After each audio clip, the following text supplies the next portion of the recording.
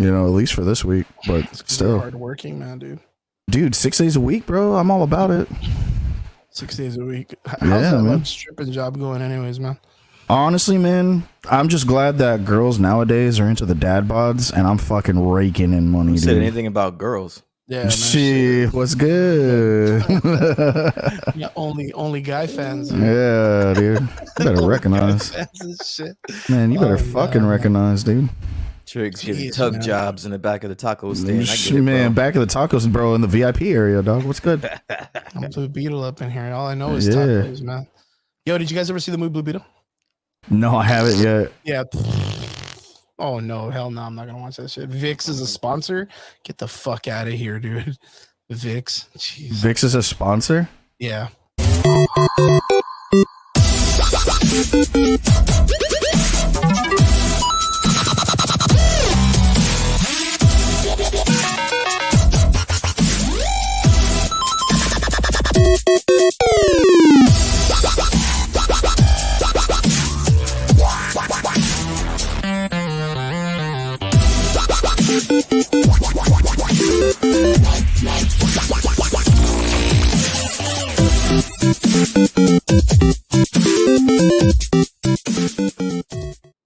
What is up? Welcome back. It is Friday night, and you're here with the Average Boys Podcast. I'm here with my co-hosts, Brian D from New Jersey, and Triggs is back on the show too. What is up, guys? The Jersey boy, man. Jersey boys. I feel like I haven't seen you guys in a long time. Brian, I have to say thank you, and thank you to Michael Betancourt last week for having our backs for covering the show all by yourselves. You guys did a phenomenal job covering fucking great stuff, Ashoka Tano and all this stuff.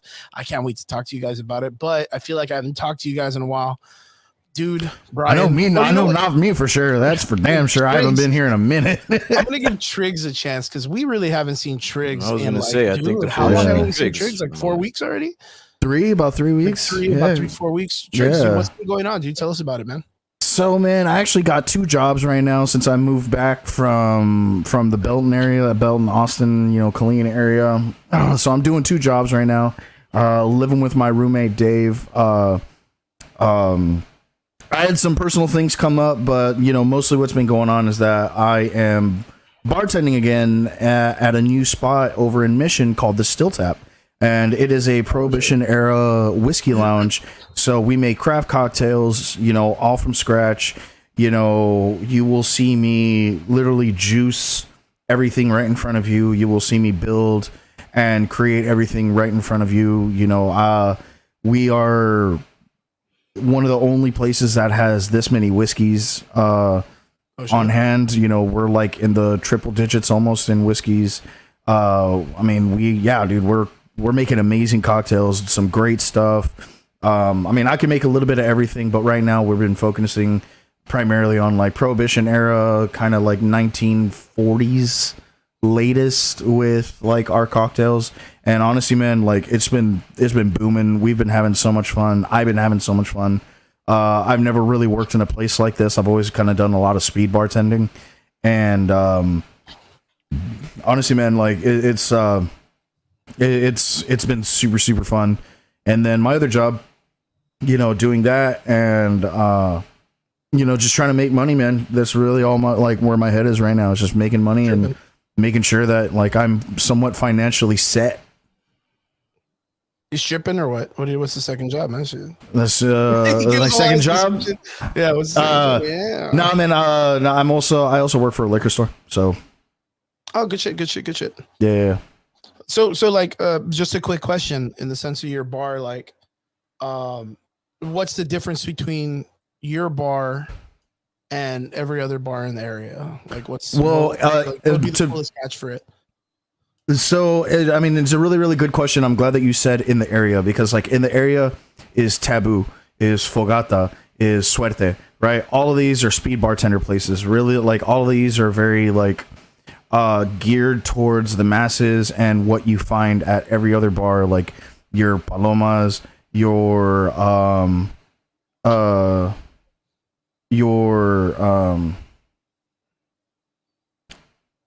caretas, your like whiskey cokes, so like just regular old run of the mill drinks, right?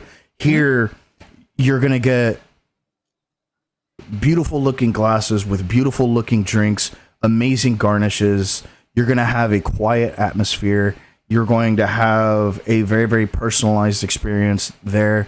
And if you're lucky, depending on how I feel and how busy it is, I might even, hold like a small little class. Yeah, I might strip. Table dance strip. But very cool. So not only are you getting just the bar vibe, but you're also getting a pretty good experience. Yeah, man. Like really, really good example of like what I mean. Last Saturday, I had these winter Texans that came in, and they were there was like 5 ladies, right, and they were wanting to do a shot of some really, really expensive tequila that we had, but not 1942 or like Casa Azul or anything like that. It was a different tequila and one that I'm very, very like well versed in. So I gave them a class, like quote unquote class, on how to go through the proper tasting technique, right? So like this is, looking at the body. This is, your nasal notes, and then your sweat notes, and then your like your actual taste buds, and then like they go through the whole thing, and then on top of that, I also introduce like food into it, and it really, really highlights other parts of the palate, and like they had a fucking blast with it, huge blast. And like they were like, no, we're definitely coming back. This was so cool. And so these are things that like I do at this bar, that I offer at this bar, because I know what like how to do all of that, and I'm versed enough in like these spirits that I work with to actually be able to do something like that. And yeah, like that's why I say, like, when it comes to the experience of the bar, it's a whole lot different than you're gonna find anywhere else. Like, you can't go to Divino, Sidebar, Elephant Room, and go do all of this. Like, you have to come here to experience something like that. Because sure, those bartenders might know, but do any of them know how to do what I just did? And not very many people do. Not a whole lot of people do. And unless you've been on my side of the industry, then yeah, like you could, but not a lot of people have. And you guys are selling more of the experience as opposed to anything else. It's both. It's both. You're getting a great environment, you're getting a great experience, and on top of that, you're also getting great cocktails. Like, is this what would you consider like a speakeasy? Yeah, this is exactly what it is. This is a speakeasy. Okay. So then from there, it just goes into the whole, because I've seen videos that you guys have been posting, and, I'm keeping up, shout out to George Yanez and Cecil and all the guys that are at the shop. Like, shout out to the guys who are Richard Gomez and all those guys. Like, they post up and they advertise on their own personal stuff. So I've been seeing like videos, and I see that you guys do like smoked whiskeys and garnishes and things like that. So, and it's brought to the table by the owners of the club, and it feels very personal. And do you guys do like food and stuff like that too? Or we don't have food as of yet. That is still a talking point that we are discussing. And if we do, it will just be finger food. Do you? How big is the layout? Do you guys like how many seating capacity? We are doing 65 people at the bar specifically, though. How many seats? At the bar, it's 12 people. Okay. Yeah, it's not like a large location, right? So, no, it's not. Yeah, but I mean, even for that, it's from the pictures and everything, it looks very like old fashioned, very like like a speakeasy, like a piano bar kind of vibe. Brian, since you live in like a higher populated area, are speakeasies pretty common in your area?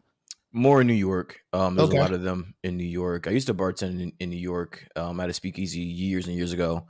I bet that was fun, dude. It's really cool, especially if you can catch one that's open later. So a lot of people that are leaving the clubs, they'll stop through. That's really, and we're only really open cool 6 to midnight, so like we don't even stay open until 2. Yeah. Question: how, like, just in general, how late do your bars stay open out there in the valley? Dude, so as per TBC, we are allowed to stay. They are allowed to stay functional and open till 2:00.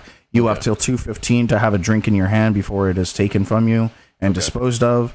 There are other fine establishments down here that stay open till 6, where it is BYOB. It's a good one. Lit at 4 o'clock. So from what Trigger is telling you, Brian, like what sounds to be like the difference between the speakeasies in your area compared to the ones that are down here? They're open. They're actually they don't even open till like 10, 11 o'clock at night. Okay. And they're going to be open till like around 5 o'clock. Oh shit. But I haven't visited one in a very long time. Like I try to stay. When I go to the city, I go for what I go for, and then I get the fuck out of there. It's I'm a little bit too old for that scene anymore. But yeah, I mean, it sounds cool. You know, the place that Trix is talking about. So what you guys are open? Are you guys open on Sundays, or is it like a dry? Isn't Texas a dry state on Sundays? Yeah. Okay, so you guys aren't open. But like we are not. That's per our license. But yes, there are bars that are open on Sundays. It's just that what's called off premise establishments are not open on Sundays. Gotcha. So like liquor stores, things like that. Okay. Oh shit, I didn't even know that. Damn. Yeah, when I was living out there, I remember that Sundays were you better get your shit like you better get it Saturday and you better get it before 2 a.m. because if not, you are effed. Screwed. You're screwed. Oh shit, I didn't even know that. Fuck. That's something that I'll never forget about Texas. Texas be wild. Thank you to everybody that's tuning in. We appreciate every one of you guys. Thank you guys for chilling out with us. Robert, what is up in the comment section? Georgie, what is up, my dude? Robert says tacos say what? Where? I mentioned tacos earlier in the intro to the video. Just talk to Triggs, man. He'll hook you up, man. He'll hook you up at the shop, man. More than one. He'll make them right now without a shirt on and shit. Yeah. George Vasquez, what is up, my dude? Laredo in the house. He says Texas allows drink sales at grocery stores and gas stations after 12 noon. That's the one thing I did appreciate the gas stations because we don't have that over here. Like gas stations have like beer and shit like that. That was pretty cool. Sweet. I don't even drink as much. I'll tell you that much, boys. But Brian, how about yourself, man? We finally got to catch up with Trigger. How about yourself, brother? I'm not even going to try to compete with that. You guys hear from me every fucking week. So it's the same old. Just living a dream. It's a holiday weekend. So I'm going to be hanging out with some friends Saturday, Sunday into Monday and just relaxing on Monday, man. By chance, are you guys starting to get your fall weather in? Yeah, dude. So in the mornings now, it's going to approaching like sweater weather in the morning. Oh, okay, good shit, man. That's good shit, man. Out of the heat, man. Finally out of the heat. For us, we're still dabbling the heat a little bit. You know, being in the devil's asshole or whatever you want to call it down here. Is that what you guys call it? Yeah, it's pretty. It's still being in the devil's asshole. Yeah, the devil's ball sack. Take your pick. This is the trial grounds for hell, dude. Like this is like doesn't sound. This is the training grounds to get ready down there. Yeah. But yeah, the heat's still up in the high 90s, close to 100s. We had one day here of some good trickling weather. That thunderstorm never hit us. It's been a struggle, but everybody's really excited for of course the holiday seasons and the Halloween and all that stuff. Everybody's getting all Halloweened up and getting ready. Down here in South Texas, we're also getting ready for. I think we got one more week, and we have the Anime Fiesta, which is a pretty big anime convention hosted by the guys who run South Texas Comic Con, our friends Ramsey Ramirez and Marla V. They'll be hosting another one, Anime Fiesta. It's been going on for several years. I want to say like 7 years, 8 years. Really, really big, fun show. It'll be going on. I think it's going to be 3 days this time, which will be Friday, Saturday, Sunday. And it's good. But you know what? Like, it's super crazy. We went to an event this past weekend. What's going on, Chuanu? And it was rough numbers wise, man. For a lot of people were getting rough numbers. Mark, what is up? It's good to see you, my boy. Guys from Chuanu. Bruh. So wait, what are you talking about? So we had 3 conventions happen this past weekend. All right, all at the exact same time.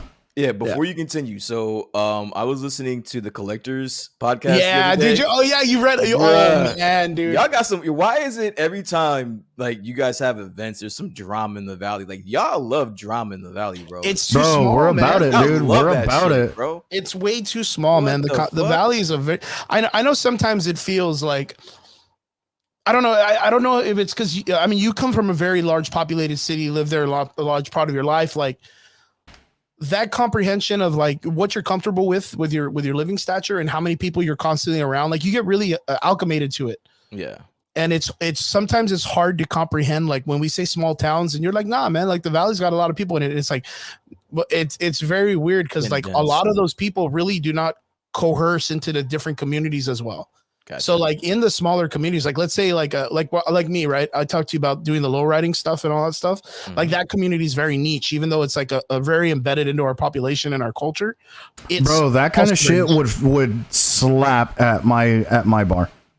Because I mean, you could, dude, you got to remember, like all these guys, they're all into the biker scene, and they're all into like the rockabilly, scene. Like these guys are always going to like bike conventions and stuff like that.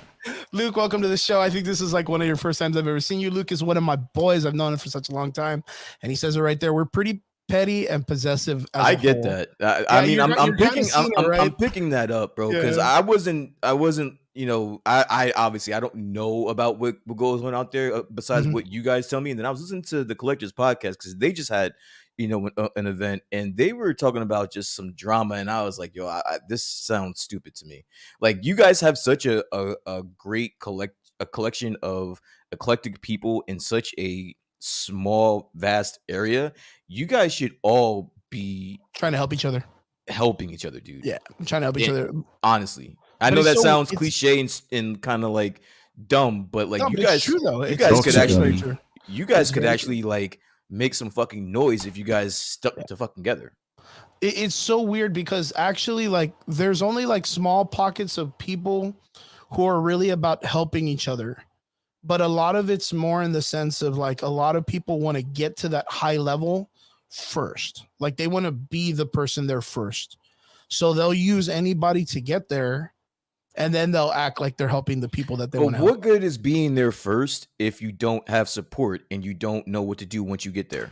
I think it's just the clout. Honestly, I think it's just the clout of like, I did it first, and I'm the one who introduced everything. I'm the one who did this. I'm the one who did this. This movement would have started without me. Bro, I would help you get there first so that, and this may be toxic, but I'm going to help you get there first so that along the way, I can see where I need to go or what I need to go do or how I can get there also. Or how I can get there also. And if I help you, you're going to be more reluctant. You're going to be more willing to reach back and bring me there. It's just such a weird community, man. You know what? And maybe people in the comment sections can add on to this, but there's a very much like, I want to be the first in the valley to do that or do this or do something. Everybody wants that's exactly what I was saying. Like it's just the clout of saying I'm the one who did it first. I'm the one who introduced the movement. I'm the one who influenced this movement. I'm the one who broke ground. What the fuck ever, right? Like you and I could say like, oh, we're like one of the first to ever really like have a stable podcast here in the Valley that's been going on 3 years. But it doesn't mean jack piss if like we're not doing anything with it. In regular Texas, you know what I mean? Like just in regular Texas, don't mean jack shit. Like it's, I always tell people all the time, like okay, like Brian, like in New York City, like how many successful people have come out of that entire like like you have a plethora. Like there's like, you can't like throw a rock and not hit someone that's successful or like known in the business world. Like the Valley still has on one hand people that have like been successful out of the Valley, like in the entertainment world. Like you can literally pretty much name them on one hand. Yeah. So like that's super crazy. That's super crazy. So it's just a lot of people that are just trying to get there first so that they can have the bragging rights in the Valley. And then when you leave the Valley, people are like, where the fuck is that? Like where the fuck is the Valley at? Like, you know what I mean? Like no one. Yeah, they're gonna be like, what? Like the San Fernando Valley? Like that? Well, you're from California? No, not California. Texas. There's a Valley in Texas? Like, yeah, I've heard that so many times when I was in the military. Yeah. Luke, thank you so much for coming in, and Mark too, jumping in and writing stuff. Mark says declaring dominance. Yeah, pretty much. But dominance over what? I think that's where I don't understand. Is dominance over what? What are you dominating? What are you dominating? You're not dominating shit. Like you can dominate. I think if there's a mass number of you guys dominating one space or multiple spaces, that's dominating, dude. Like that's dominating. Doing something one time and having a number, having a good success or something. Great. One time, great. One time, that's great. Or twice, that's great. Hello. I don't know. The other thing that's cool is like, well, I mean, not cool, but different about our area is like, well, like I said, we're doing Anime Fiesta in 2 weeks, right? Yes. It's hosted by a guy named Ramsey Ramirez and Marla V, his wife, or his soon-to-be wife. They've been doing that for a very long time. They've worked in different Dude, isn't Anime Fiesta promotions. next week? Yeah, I think it's next week. Yeah, it's next coming week, up. huh? But I'm sorry about that. It's next week. They've worked, you know, even in the very beginnings, like he worked in other conventions to learn and figure out stuff. And through his years, like he's picked up people in the production and the designing qualities and all that stuff to run a really good event. Well, not just that, man, but he also made some really, really good contacts. You know, like when, you know, unfortunately, when JDF passed, you know, he was able to contact his team and, you know, And work find with out, them and stuff you like know, find out what had gone on before a lot of people in the mass, and you know, obviously kept it to himself, and you know, yeah. What I'm saying is like what you got now is you have a lot of people that are, you know, Ramsey works with a lot of different conventions and stuff. Like he works to try to promote them and pick them up. And what you have now is you have a lot of promotions that are trying to be like, well, come to us because we're going to be the next best thing. We're going to do better than that guy. And then when you do that and you make it a personal effect, then, you know, of course, those guys don't want to give you any effort or any help anymore. They're not going to help you or let you do stuff because you're making it a personal attack on their business. I don't think you have to take it to that route, even if that, which I don't think there's anything wrong with that. You should strive to be better than, you know, the person that came before you, but don't make it personal like that. I don't see the positive aspect of that. So that's kind of like what it is. You have like, I've always told people like the community that we're in, it's large. But when you start to overpopulate the idea of so many events per weekend, they start to lose their flavor. Like a lot of people, like, you know, how many, like if, okay. Oversaturation. Oversaturation. And the thing is, the way I say it is like this, like think of like a fairgrounds, right? Like a fairground comes, you know, seasonal or maybe like 2-3 weeks. They set their big carnival up and, you know, all this stuff. They get people to show up to parks and, you know, after a couple bits, it takes off. It's gone. And then that's what makes it so flavorful is that it's only there for a limited edition. If that fairground stays in that spot for the whole year, it's just a theme park. And now you got a choice to just go there or Peter Piper. And you're not going to spend that kind of money that you want to do at a theme park every week at that type of place. Like it has to be where it's separated, open, where people get this feeling like going to it is like a privilege. Like going to it is not a chore or it's not a choice because you go to like a convention, right? And they have, you know, like the little knickknack toys and all this shit that they sell.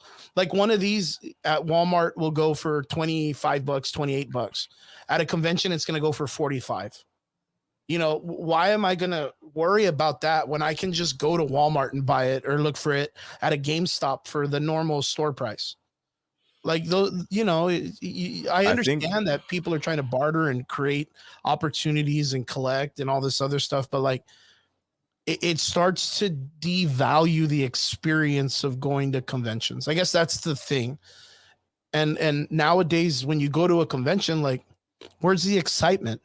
You show up, you see your celebrity, you buy your toys, and then you want to leave. The tickets are $35 and you're only there for like an hour of your day and you want to just leave because it's so populated and so many people sometimes that you just feel uncomfortable being there. The food's overcharged. Like it's almost becoming like it's not a fun experience anymore. Like, I don't know. Like, that sucks, man. You saw it from the guys. You saw it from the guys this weekend. Like you probably weren't expecting that because like in the collector situation, what's up, Raul? Good to see you in the comment section, man. That you see, he's even talking. So Raul used to be part of the only mixed martial arts at the time professional event promotion, which was the STFL and the STFC. Great organization. They did very, very well. Of course, they had problems as a business later on, but they ran a great sporting event in a place that we just didn't even have that. Yeah. But he'll tell you, like, it just felt like the same thing over and over again. Like it just kind of lost its value to the community and it just started to kind of low. It started to get low.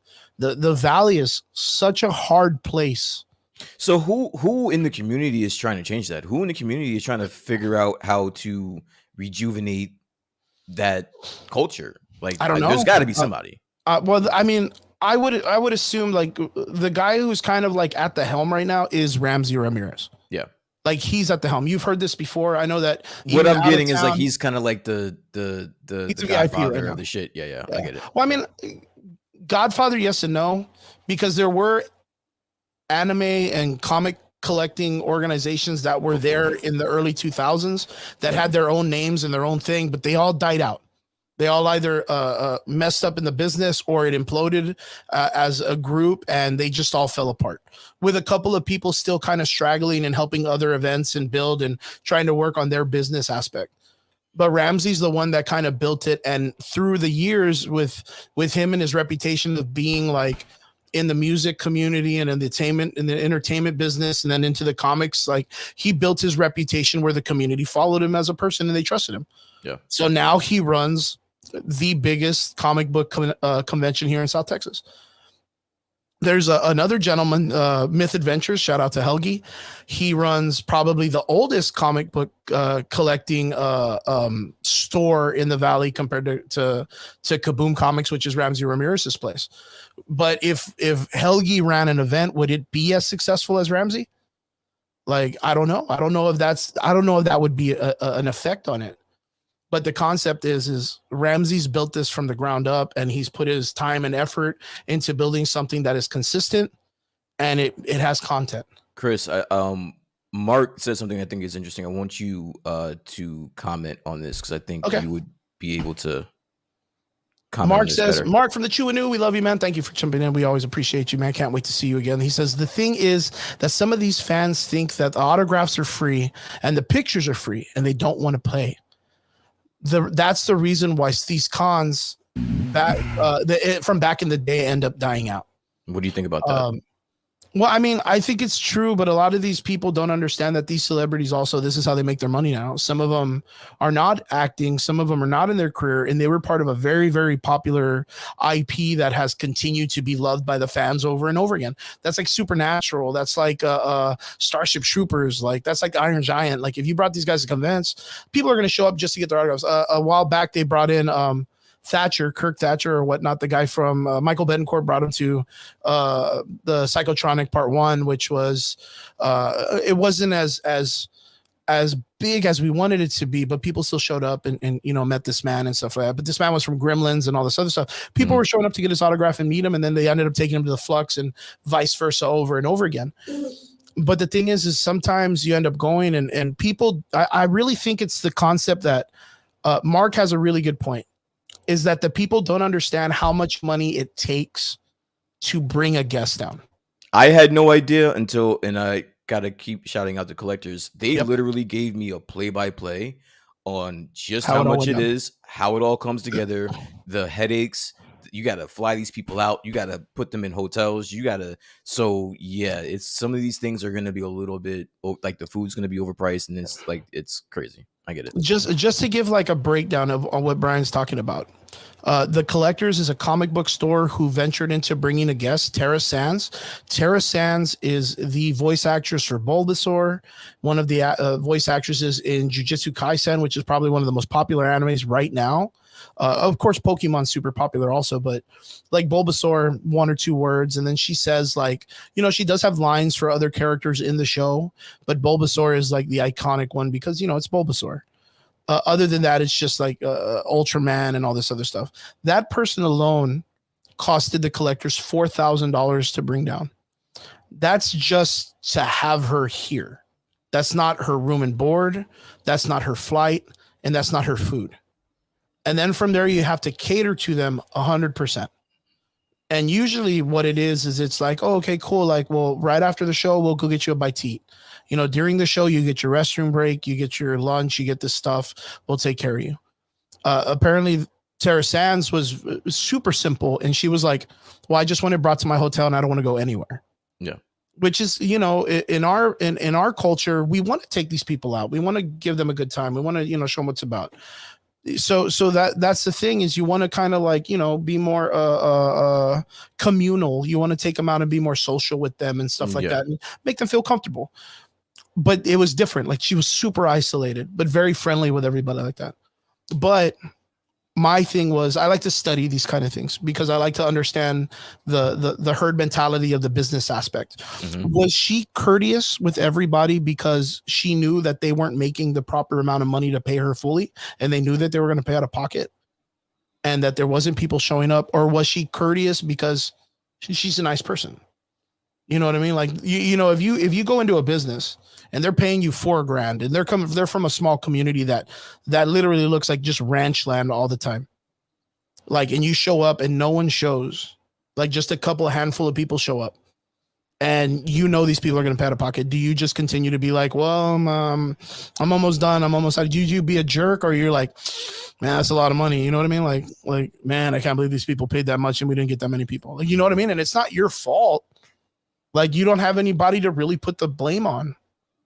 That was very interesting because I don't know if the collectors talked about it, but there was another event that brought 11 voice actors down. And the main guy, it has to be six figures. Like, he has to be on the sense of who he is. He's one of like the top 3 voice actors in the world. And they had him, and they only had 200 people apparently at this show. Like 200 people. There's no way they're paying 11 actors, knowing that the least paid actor is like at least in the 4,000 range.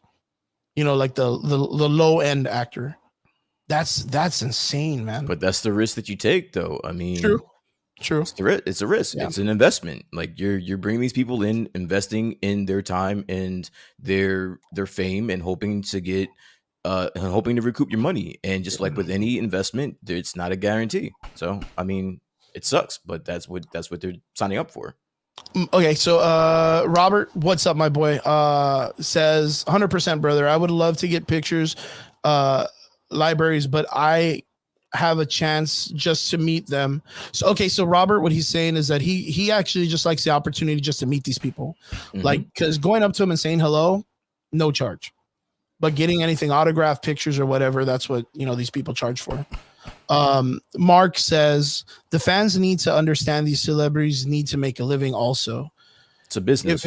If it was really up to them, they would probably give the autographs in the photos for about $510, but they also have 5 to 10. It's 5 to 10. Yeah, it was 5 to 10. It was a typo that he had put. Yeah. Oh, okay. Like $5 to $10, but they do have to pay their managers and the other people and above them. They've got them. It gives them a gift, right? Yeah. So going back to your point about like somebody being at an event or a show and them seeing that it not pan out the way that it's supposed to, bruh, like I get it, but this is a business. Yeah, this is a business. Yeah. Well, I was gonna say, if that's the case and everybody thinks that all these actors are like penny pinching and being like stingy and shit, these motherfuckers, these motherfuckers could probably go on eBay and just put everything for sale with their autograph on it, and they would just make money. Like, why, if that's the case, why would they need to? They want to interact with the fans.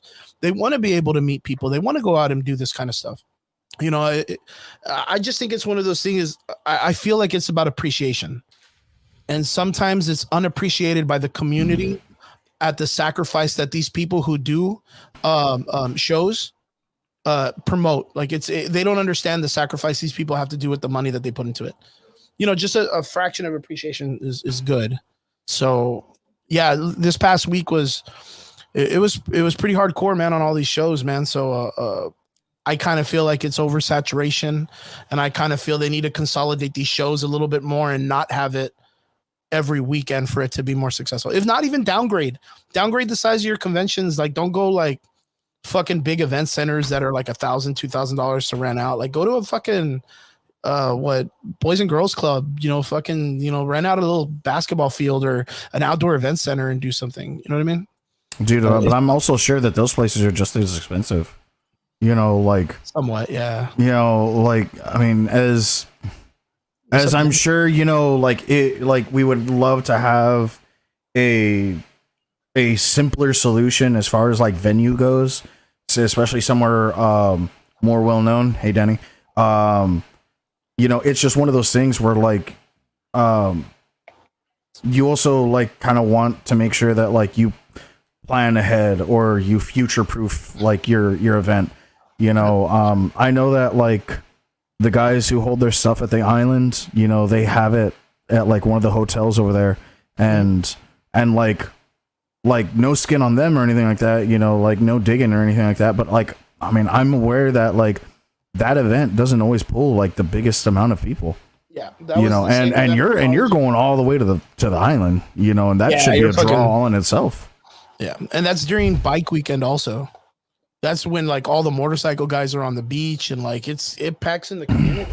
Yeah, It packs in the community a lot. So like I don't know. I mean, it's a very weird situation. It kind of takes like it's hard to explain because like Brian, you're kind of like out of the loop because you live so far away. You would have to like be here for a weekend and experience it. I'm good. And you're like, no, it's good with all the drama. I'm good. Yeah, man. I'm good. Just hearing about it from afar. I'm good. Yeah, because I mean, bro, honestly, like if you wanted to like just see some dumb shit go down, by all means, like come down and just watch some like some weird wrestling side drama. Boom, this place is a place for you, dude. Actually, there's going to be an event coming up that they're bringing Kane down, dude.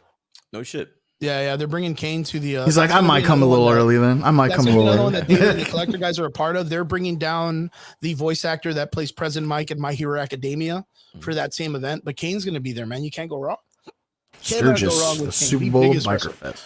How exciting. Brian, if you were going to meet one of your favorite wrestlers, who would it be, man? At a convention, if you were going to really put it out there. Alive or dead? I don't mean to fucking put you on. No, I can answer it. Alive or dead? Pick one. Alive or dead? Live. Fuck, that's a good question, man. I want to be in the now times of life. It's now times. Yeah. CM Punk drama. CM Punk drama. Yeah. You know what? I'm gonna go with Rob. I would love to meet CM Punk, bro. CM Punk? I would love to. Just to why fuck with CM him. Punk? Like, what's so good about him? Just so I can take a picture with them and post that in my wrestling chat and just piss a lot of people in my wrestling chat hate CM Punk. So I would just love to piss a lot of people off. Kevin Von Erich, but that is it. Did he pass away already? Scary. The Von Erichs? Yeah, he's dead. Yeah. Well, he's like one of the what 4 who died or something like that. Like 3 who died. It was like 4 brothers, and I'm pretty sure. Are you hyped for the film, the Von Erichs film that they're going to be doing? See, a lot of my friends, they're gonna all get together and watch that dumb fucking movie, but I'm not gonna watch it, bro. Oh fuck, dude. Honestly, man, I just want to. I only kind of want to watch it just for Jeremy Allen, the guy who plays Bear on the Bear. The Bear, yeah. You know, and that's kind of like my only draw to that movie is just because he's going to be in it. And I didn't even know he was going to be in it until like last month or something like that. I had no idea he was. Yeah, I only saw the picture with what's that other dude? Zac Efron. Zac Efron, dude. Yeah. Zac Efron. I mean, we talked about it before. Zac Efron, after his like facial surgery and the jawline change, like, dude, that motherfucker can play like any wrestler in his entire life now. He's got like that big old square jawline, man. It's crazy, and he's built as fuck too, man. So, all those guys look pretty sharp. I got to meet a guy who wrote a book about. His name's Vinny Davis. He's a guy that kind of covers a lot of sports stuff down here, and he's a good friend of mine. He used to cover like all the MMA fights like back in the day and write a news article about it. And yeah, dude, he wrote a book about the Von Erichs, and now they're making a movie about it. So I'm really excited for that guy. But yeah, guys. Well, what we're going to be doing, we're going to be going into our conversational pieces. We're going to break off about it. We're not going to talk about no more petty convention shit. I think our boys at the Collectors really tore into that shit later. You know what I was actually thinking about? Like, we should just, you know what we're going to do one day? We're just going to bring on the people that have the problems, and we're going to let them fucking talk mad shit to each other. Like, I just want to like, dude, why would you want that? Listen, I love that idea. And all I ask is you let me know ahead of time. I'm gonna be stinking drunk, and I'm not gonna be the least bit sober for that, bro. I'm gonna instigate so much. Yeah, it's gonna be great. Yeah, dude, I'm 100% with Brian on this. You guys want to see some toxicity, bro? Yeah, dude, I'm gonna start some shit. Be like, look, bro, I heard that the Collectors said that you're a bitch. Yeah, that you are a bitch, a marked bitch. He said he could take you 12 times a Sunday, and I think he could do it, honestly. Yeah, and you know what?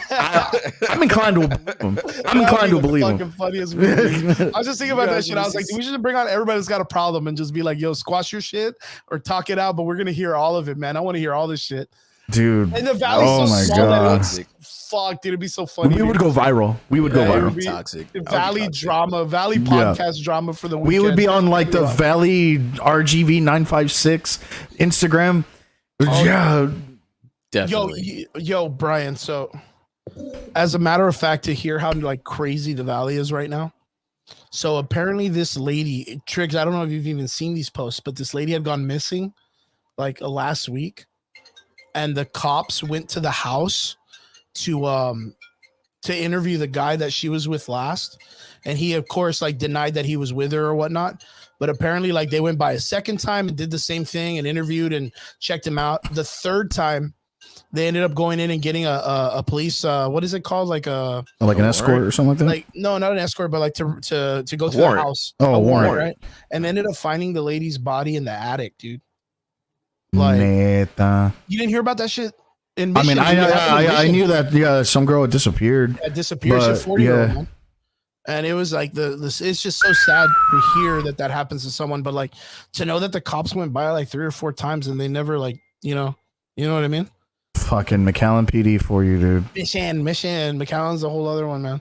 They're the ones that give you tickets when you just RGV PD, dude. There you go. it's like in general, man. Yeah, it's the Valley. Dude, this is the same. I see, man. This is the same group of fucktards who went in. You remember a few years back where there was a heist at the mall? They were holding up like Zales or some shit like that. Yeah, I remember. Yeah. So there's footage of the SWAT team going in, and there's one. There's a room. no. Even worse. There's one shot of the of the officers going into the mall. They're pushing right into the mall. They're stacked, and the 3-man's mag falls out, and 4 guy picks it back up for him. I saw that, and I was like, I'm not worried about SWAT down here. I could commit any fucking crime I want, dude. I'm not even the least bit worried about these guys' tactical fucking assertiveness. These guys are fucking morons. Tactics in a war zone. Shoot. Fucking ass. Yeah, it's wild, man. It's a wild west down here, Brian. But onwards onto some actual nerd talk. I just wanted to bring that out there. That I don't know if anybody heard about it, but We just derailed for like 45 minutes. I know. That's what I was trying to have not happen. Condolences to the family. God damn it, man. Y'all fucking make my allergies kick. That's what we God call damn an it. intro, guys. That's what we call Yeah, a right. fucking intro.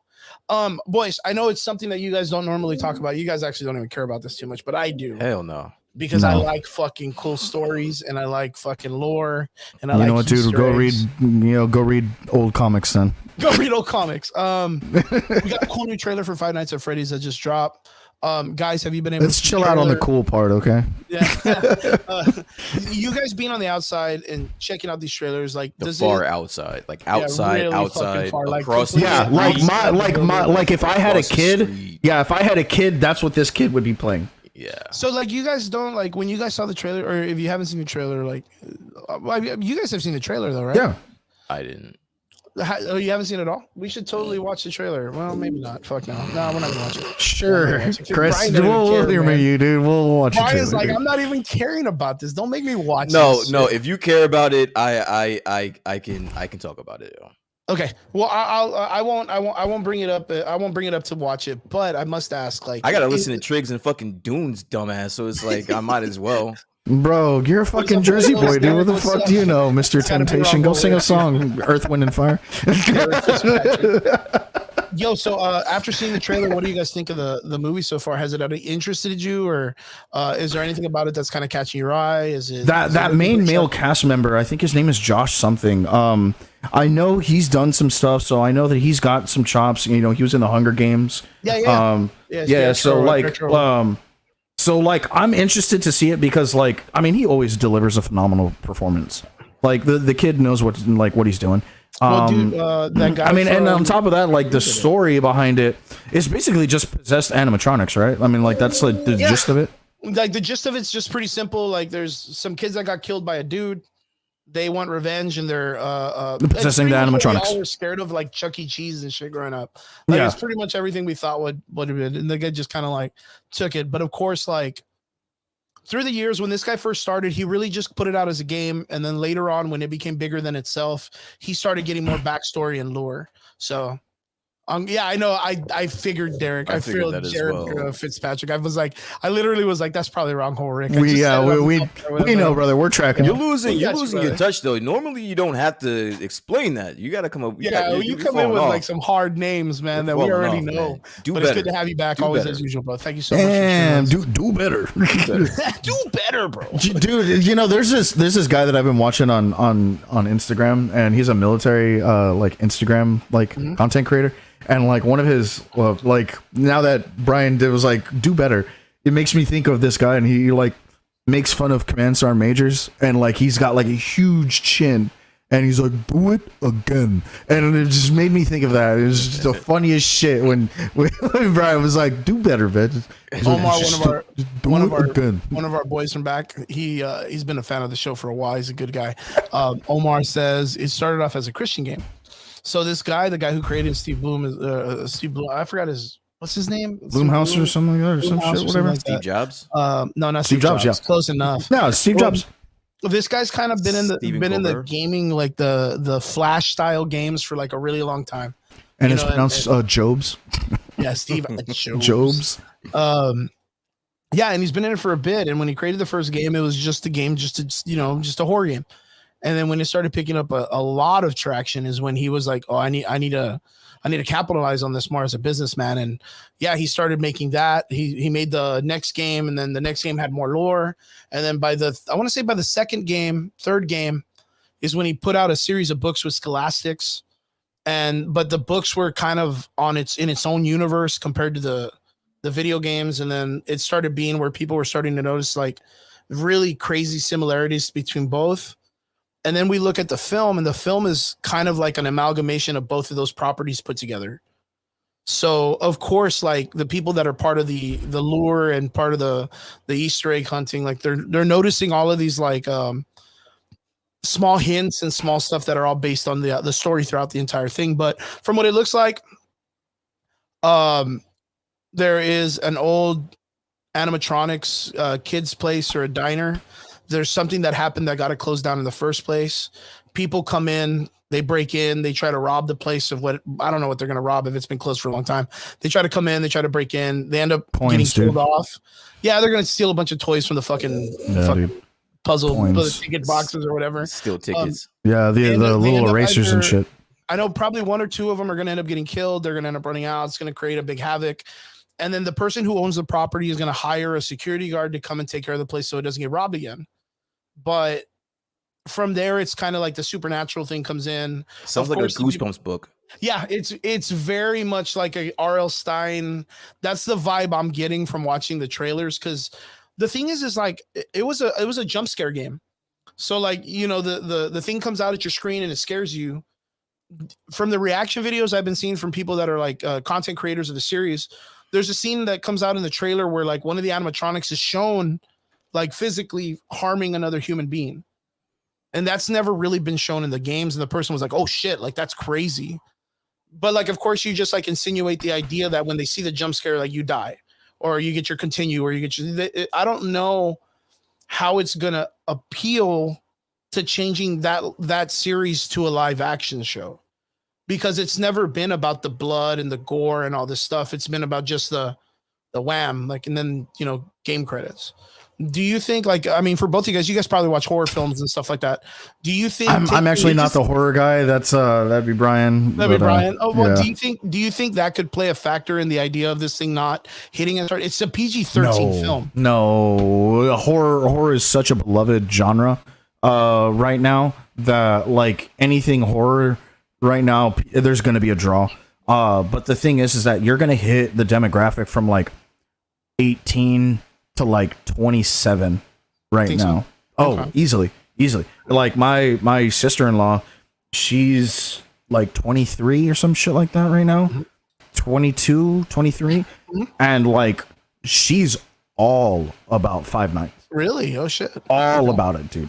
All about it. Cannot get enough. Like has tried and like damn near successfully connected every single books and the every single IP crazy, from Five Nights, and she has gone down the rabbit hole with Alice.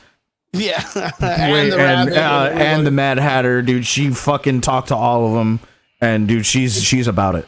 it's very crazy how rich and lure this story has become within the last like 5 years.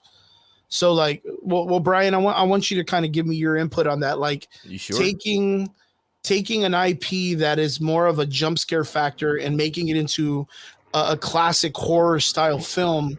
Do you think there is like a problem with the translation in that? Well, yeah, you said it's a PG-13 movie, right? Yeah. Do I need to say more?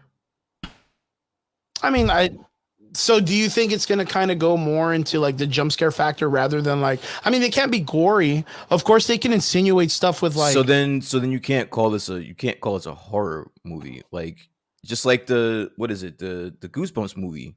Like I envision it along that line. I don't okay. consider that a horror movie. Yeah, because it's very playful. It's very like Spy Kids in the sense of like an action film. That's what I envision when I think about this movie, personally. Oh no, that makes sense.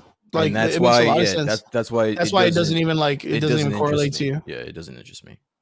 Well, the thing is, okay, so let me just break down this because I know we don't have to talk about this much because I know that you and Triggs don't really like, you're not really like big stuff on it. The stories are pretty bloody. Like it's crazy. It's literally about a serial killer literally killing children in like the worst possible ways. And then doing it because of the fact that there's like a supernatural, paranormal, I'm going to be immortal living in these bodies for the rest of my life. I'm going to figure out a way to continue to live forever and continue to keep killing little children. Like his only thing, this character, William Ashton's whole thing is to kill kids. Like so let me ask you, right? Knowing the lore, knowing how gory it originally is, how it could be, and how it is, that doesn't make you nervous as a Pete that they're trying to make a PG-13 adaptation of this? It does. It really does. That's kind of like the factor of like, okay, like to me, it's like a make or break. And the reason why I say it's going to be a make or break is because one of them is going to be if this can solidify this this story or this IP as a legitimate horror film. And then if it's like a PG-13 and they're realming in the idea of the R.L. Stein, I think it just loses like the whole idea of it. And it just stays as a child's story or a child's video game. Like, I really think that this is like a huge make or break. Like, okay, like we know that PG-13 movies can get away with some stuff. Like they can get away with some things.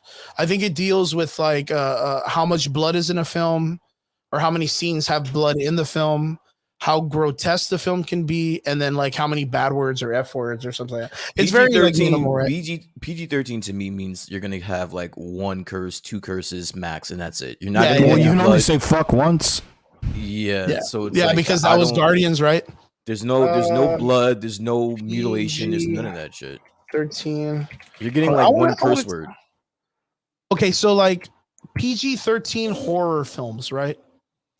Devil, Dracula Untold, A Quiet Place isn't bad.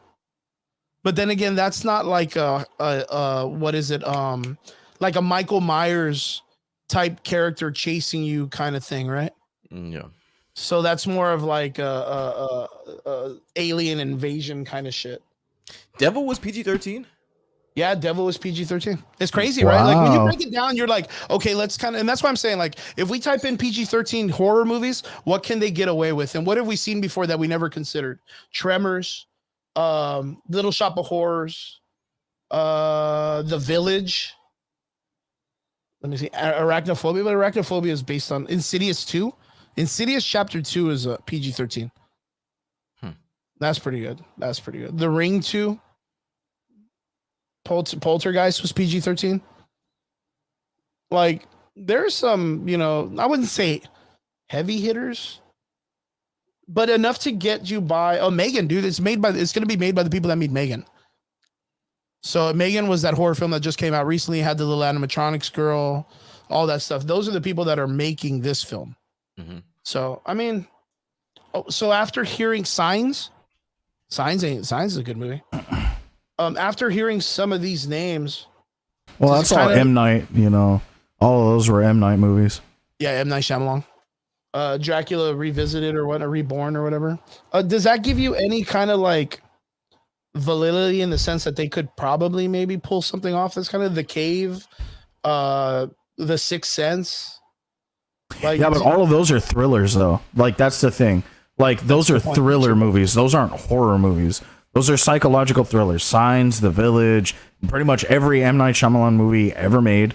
You know, those are all psychological thrillers. They're not horror movies. Yeah, that's a good point. That's a really, really good point. Well, what do you guys think? Like, after hearing some of these names, do you think that kind of gives us some kind of like, hey, you know what? Like, okay, well, I mean, you know what? Okay, Megan was. It had a good. It had a good following after the movie came out. A good amount of people came out and said Megan wasn't like. I mean, yeah, like it wasn't great, but it wasn't like a bust. And these are the people that are going to make the Five Nights at Freddy's film. Does that kind of give you any promise to what you feel like it might be able to pull off? For me, I'm going to watch it either way. And I'm just excited to be able to see the lure in person, some of the stuff I've read and some of the stuff I've played come out in reality or whatever. That's what I'm excited for. But for you guys being on the outside, does any of that like grasp you for some type of attention? Like, yeah, maybe. For me, I'm going, like, if I'm going to see this, I'm going to see it purely for the comedic value. Okay, for the comedic value, you're like, I'm yeah, ready this is gonna be like what was it, like Ted and Dale like kill the world or whatever, that fucking slasher, that like dumb slasher movie. Yeah, that's what I'm gonna attribute this movie to. What about you, Brian? What about you? No shot. No shot. Like, no shot. Yeah, dude. Brian's like, he's like, I ain't gonna waste my time. No shot. I'm just not wasting the money. If it comes on, like, if I got my Fire Stick, dude. If anything, bro, I got a website for you, dude. Don't even worry about it, B. Maybe. I got you, dog.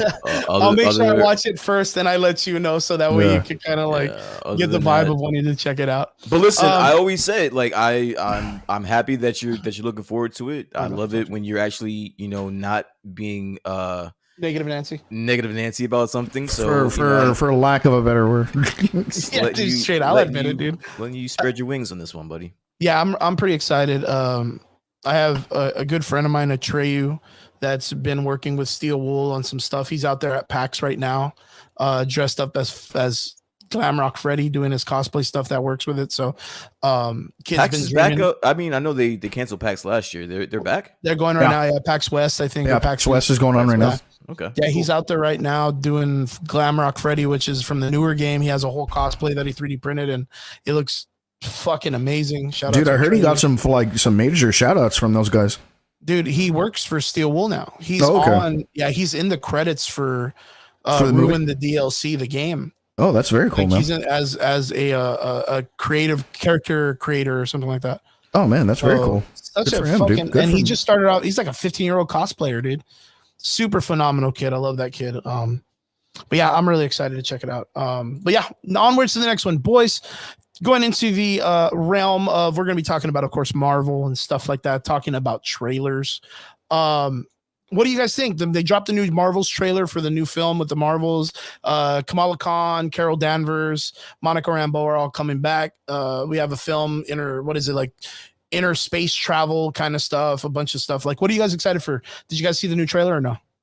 I did. It was just a big highlight of the first Marvel movie, and I was kind of just like, okay.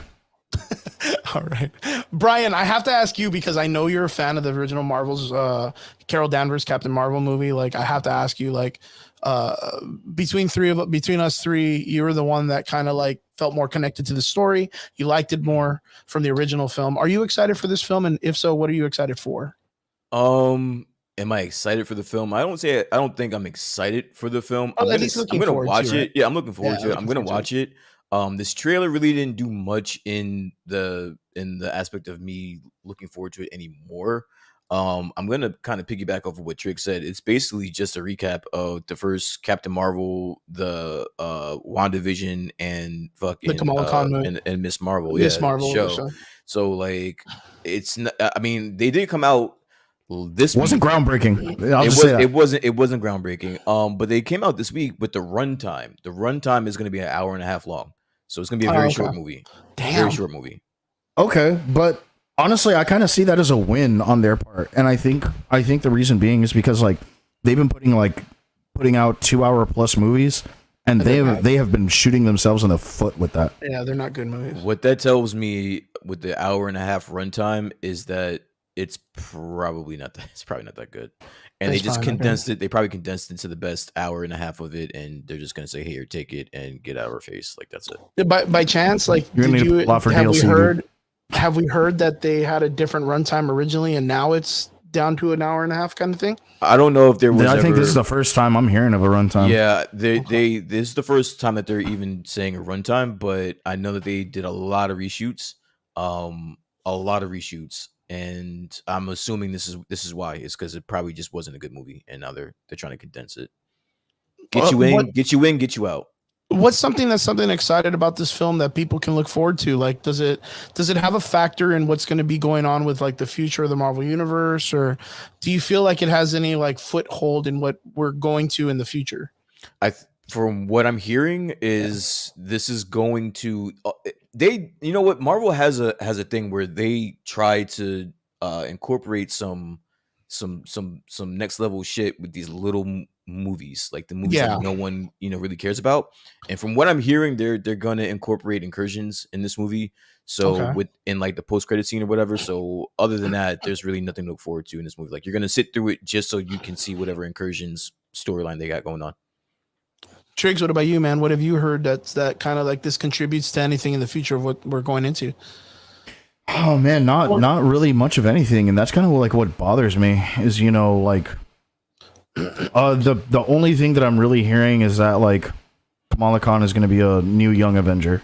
That's about it. Yeah, that's pretty much and like more than likely Monica Rambeau is going to be part of the new Avengers or some shit, and I've heard that like she's going to be a big player in the new Avengers. Like whatever's new Avengers roster.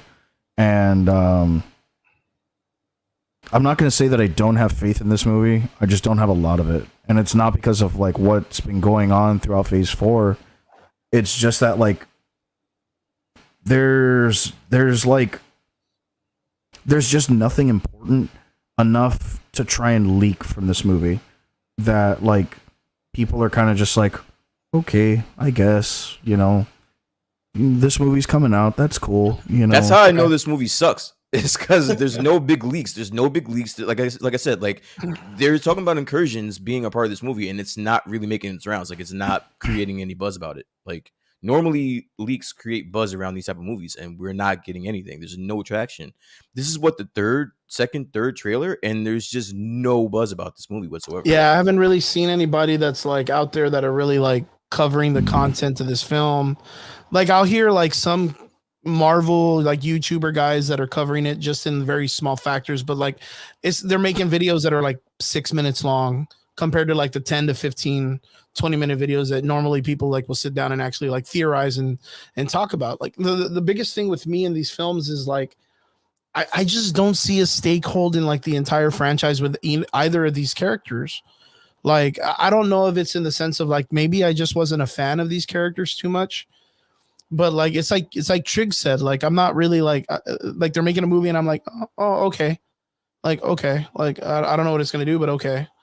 But Marvel has such a chokehold on this shit, bro. I don't think it matters at this point. We're gonna see the shit. People are gonna see it. Yeah, I mean it's true. I mean he's completely right, dude. Like people are gonna see it regardless of like of like phase 4 or any of the blunders that have been going on. There's gonna be an audience for it. But like, you may not see it in the theaters, but you might fire stick it or wait for it to come on. Yeah, honestly, for me, I think one of the biggest drawing points. I really think one of the biggest drawing points is going to be for Iman Vellani. Oh, I mean, I was telling Brian that a couple of weeks ago, where I was like, the only reason why I kind of want to watch this is just to see Kamala Khan's character and how she's going to fulfill her role throughout the MCU. Like we've only seen her in her series, and the series focuses a lot on her. And of course, they talked about the unsuccessful part of the show being that the target audience wasn't the right type of people, and they had all these things that they were saying. And now we have the opportunity to see her work with the other people that are in the other films, and we get to really see her kind of shine.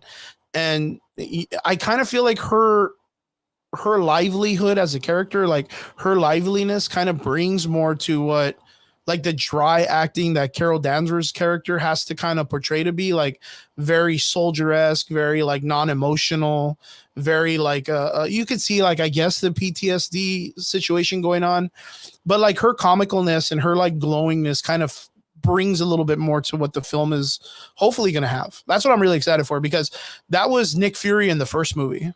Like Nick Fury was that like little comedy, kind of like little one-liners here and there, little bump off of like Carol Danvers' character. And Monica Rambeau's character is another very serious character who did have a little bit of emotional like push to Wanda, but not too much. But how do you say her name? Ilani? Iman Vellani. Iman Vellani. Like her, the way she acts as Kamala Khan is very playful. It's very playful, very outgoing, and seeing that dynamic bounce off. Well, it's also very young, you know. Like that's the thing. Like it's a very young character, yeah. And you see that through her portrayal of the character, and that's why like for me, like I really like it because like, dude, it's fun. Like she's a fun character, yeah, and I can appreciate that outside of like the Wandas and the fucking Carol Danvers and the fucking very, Doctor Stranges and shit like Peter that. Parker, right? It's very Peter Parker-ish.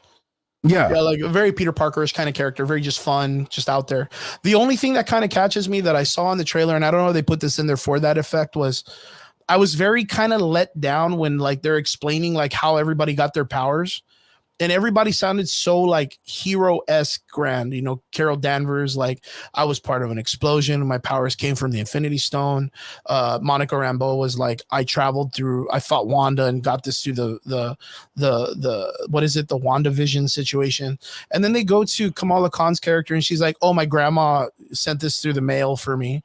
And I was like, oh, well, it's not very big on the hype of what the bangle is supposed to be, but I guess it's like an accidental hero who ends up finding their spot. That's what I'm kind of going with, to at least give it some kind of positivity. Yeah, but that's also like what makes it funny. She was like, you know, like oh, I sneezed funny and I got powers or whatever.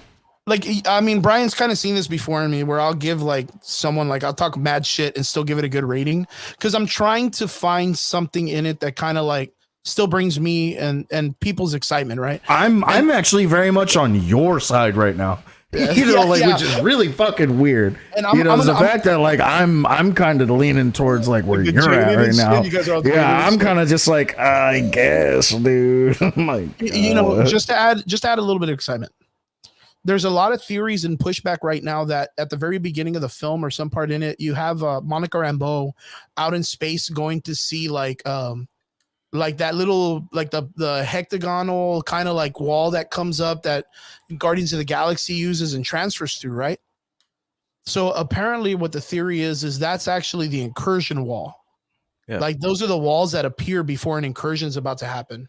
So, and the fact that she has this like ability to see light spectrum, she can actually see the light wall. Like she can see the incursion wall. So like, which would make some sense, like even comic book wise. Which would make some sense. You know, granted, like when the incursions would come, like you could see them anyway. Yeah. Like it wasn't like some big fucking like, you know, like, oh my god, like what's that? Well, you know, like in the comic books, it's the incursion wall shows up, and then several hours later, the whole planet's, you can see it, everybody can see it, but the yes and no first, right? Yes and no. Yeah, like, you have like it's a certain amount of time. How long do you have until it was only a certain, it was a finite amount of time. You had like 18 hours, then you had like 12 hours, and then you had like 10 hours, and then like each time between the time the incursion happened and the strike would lessen, you know. Obviously, you know, like, well, I mean, that's a whole nother thing, but yes, originally I think it was like a day or some shit like that. You had like one full day to like figure out or unfuck that whole situation, or you were gonna die. Because there's one part in the comic books where the Avengers are with Black Swan and they're going to the planet with the map makers or something like that. And they to be able to see the planet of the map makers, they have to go through the incursion wall first. Like the incursion isn't happening yet. but I know that they're able to transfer through that and then be on that planet for a little bit. So like there's a theory that I believe I've heard that rumor is at the ending of the film, they're supposed to close an incursion wall. What is it? Kamala Khan's character and Monica Rambeau's character are supposed to close it. And what's going to happen is Monica Rambeau's character is supposed to like go through the incursion and then close it from the other side. And then she's supposed to be on the planet that her mother was on, which is the one from the Illuminati's planet. So like the theory is eventually the Illuminati planet is playing the ultimate planet from the comics. And we know that at the end of the incursion and time runs out, it's the ultimate planet versus the 616 planet, right? Yeah. I mean, that's a really good setup. Like if that's the case, and that means Monica Rambeau will then go and spend time on that planet with her mother who's passed away. So that's what I was saying is like they're gonna incorporate some big league shit in this movie that possibly not a lot of people are gonna see. So it's a weird situation, but I'm gonna see it. I mean, it's something that interests me because I'm a big fan, of course, Time Runs Out and the Incursions and Secret Wars, and I want to see how they're gonna like play into it all because we've talked about this before. Like, okay, cool. Like we talked about this, I think, Doctor Strange 2. We talked about this like last year. Yeah, we were like when they're like the moment that they said incursions and Doctor Strange 2, immediately I was just like, there it is. Like, time runs out. Like we Secret Wars, about it it's happening. Where it's like how much time are they really going to take? Because it's a huge story to put in, and like being that there's like the Kang, the God. Dude, this is an Infinity Gauntlet level story. This really is an Infinity Gauntlet level story. And we talked like about this is definitely not one you just like throw away or some shit. What was it that the movie that came out that we were like, yeah, it's a good movie or whatever, but like they got to cover whatever they're going to go in with Kang and all this stuff. We were talking about it like just a couple movies ago. Like, I wouldn't say like Shang-Chi and shit like that, but like we were talking about how like the whole Secret Wars, if Secret Wars was going to be like the big bad of the world, like how is it that they're going to take this much time in this short amount of time to cover all of this material in between? So, oh man, but that's even the they kind of did the same thing with Civil War. You know, there was a lot of material in between that didn't get covered, that like wasn't present. And so like, that's kind of where we need to like manage our expectations with things like that, you know? And that's why, like with me, I have zero expectations, zero, none, zilch on fucking Time Runs Out and Secret Wars. I will not go into that being like, oh, this is going to be the best fucking story of the MCU. No, absolutely. Can you imagine they have to be able to pull off something like that would be fantastic, dude. Pull off something like what? Like the Battle World Secret Wars, like from the comics. Like that's such a masterful You guys are gonna storytelling. I've been sitting here just listening to you guys. You know it's not gonna be pissed. work. You guys, dude, I'm not gonna be pissed. Yeah. I will probably be disappointed. Only because this shit is epic. Like ever since I've been a part of this show, I've had just a learning experience about all of this shit. Yeah, week in and week out. I've done my own research, and Time Runs Out. Even Time Runs Out is fucking sick. Time Runs Out is pretty fucking dope, bro. And I found myself just being enamored with that storyline, and I can Jonathan Hickman just don't miss, dude. I can see how Triggs covets this as something special. And there's just so much, and it's not only is it so much, but it's all over the fucking place, bro. Like there's just so much back and forth. There's so many tie-ins. There's so many tie-ins. Yeah, dude. You got fucking Miles Morales in there just fucking around. Like there's so much going on, bro. Like it's wild, bro. They're just really gonna pull this off. And kind of the caveat off of what you're saying, dude, because you have like 5 major stories that go on during Time Runs Out and Secret Wars. What was it before? What's the precursor? It's Time Runs Out. Before. What is it called? The one before Time Runs Out. There's like a precursor. It's like before like Time to Zero, like Time to Zero or some shit like that. Something like that. Yeah, and then there's Time Runs Out or something like that. But like that one's not really all that important. Like all it is just like a Black Panther setup to meeting Black Swan. To that very first incursion that you witness, And then after that, it's everything: the reforming of the Illuminati, the chasing down of the Illuminati, the Steve, the whole Iron Man thing, the Fantastic Four breakdown, Doctor Strange's run-in with not the Ivory Kings, Map makers, not the map makers either. The Dark Priest, the Black Priests. Yeah, the Black Priests. Mm-hmm. And then you have the map makers. And then you have, the Ivory Kings, Beyonders, right? And then you have the, multiversal Avengers. And then you finally have everything that goes to the final incursion, Secret Wars. Right? That's already like 10 events. That's crazy, man. I'm fucking telling you, like there's so much that has to be filled in before they even get to the idea of like the Kang War, the Kang Dynasty, and all that other stuff that they're gonna do. There's so much that, I mean, for what it is, but it doesn't lead to Kang though. Like that's the weird part. Like you already know we're getting the Kang Dynasty and shit, but this shit doesn't lead. It leads to Secret Wars. But I mean, how much does Kang is a little bit involved in Time Runs Out, but going back to what you guys were talking about earlier, right before Secret Wars, it was the Black Vortex. Yeah. And then before that was the Spider-Verse. And then before that was Avengers versus X-Men, where we got the Iron Man Supreme, Supreme Iron Man, which was the one that was in the ending part. Yeah. But Original Sin was the thing that was right before it. Okay. Yeah, Original Sin. That's where like everybody learned like the truth of what the Illuminati had done, and everybody's truth across the board. Yeah, I know there was something that was like kind of big before that. It was like the precursor to that, but I couldn't remember what it was. Yeah, well, the thing, it would probably be Original Sin. That would be the original one, because that's what right before that. Oh, you know what? I wouldn't even doubt if it was the Skrulls, the Skrull Kree War. And the reason why I say that is because that's when the Illuminati was having the meeting. That's when Black Panther gets the incursion.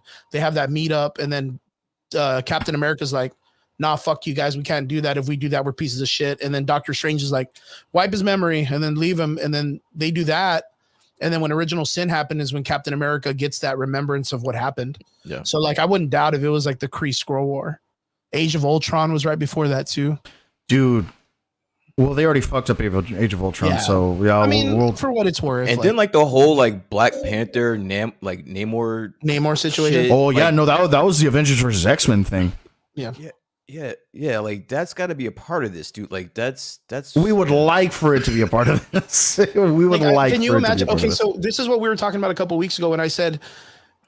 So when the incursion happens and something really big happens like that, like they had a specific thing. Namor comes out and becomes like the biggest piece of shit in the Illuminati. Yeah, you remember that, right? He was a heel. He was a heel. Then he tries to turn babyface, and then Black Panther. And then they fuck him up in the end, right? I didn't forget about that shit, bro. Yeah, I didn't forget about that shit. Black Panther shows up and he's like, "Bro, you're gonna pay for that shit. I know you made the choice for us, but you're gonna pay." But the thing is the cinematic universe did that with Stephen Strange and Thanos. Yeah.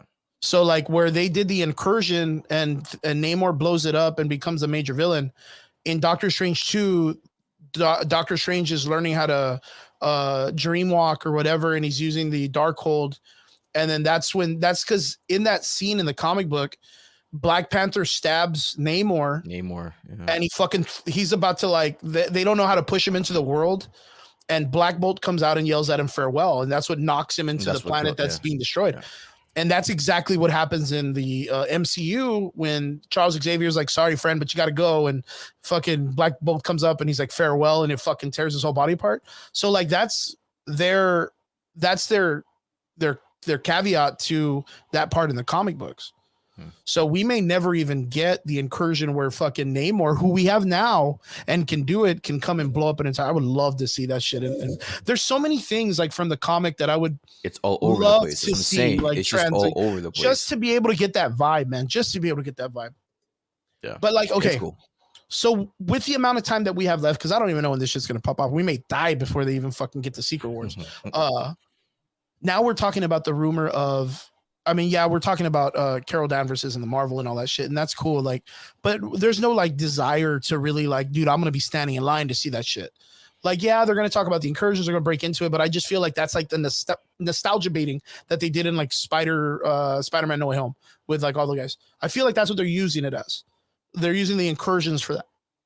There's nothing anything else in that movie that I really care about. But what about this thing that we just heard that they're gonna try to do World War Hulk with the story of She-Hulk, the second movie? Like, did you guys hear about this? No. So apparently, okay, She-Hulk the series gets renewed for a second season. It's rumored. It's not confirmed. Yeah, confirmed. It's not even greenlit. It's well, just no. rumors. I literally heard this past week. I'm gonna check it out real quick. I just want to look this up. She-Hulk second season. Yeah, but unless I'm hearing it from Kevin Feige or the original showrunner, I don't care. 2 days ago, it says right now is happening, says Scooper, which is, of course, No Time to Shine.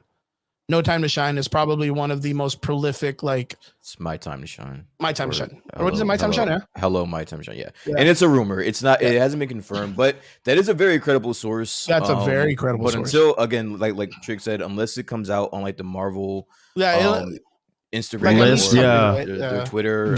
Or unless Tatiana Wright or something like that comes out and says, like, ready for season 2 or teases some sort of shit about Hulk. We're in a fucking middle of a strike, dude. There's no way that they can fucking say anything right now. I'm not saying anything, but, you know, confirm anything right now. Like, there's who knows what the landscape will look like next year.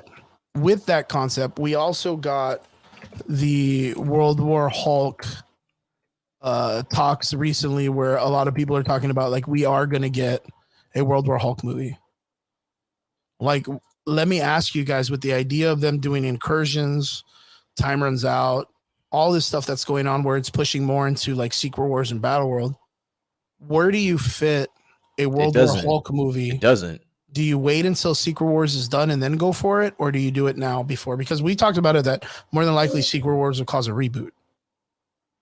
Right? Yeah, but from what I'm hearing, the next phase is going to be about the mutants. So again, where does World War Hulk fit? Yeah, exactly. Like, I only see this as like another fucking prequel, and that just makes zero to no sense, and to me would just be a fucking cash grab. So do you guys think it would be better if they waited it out?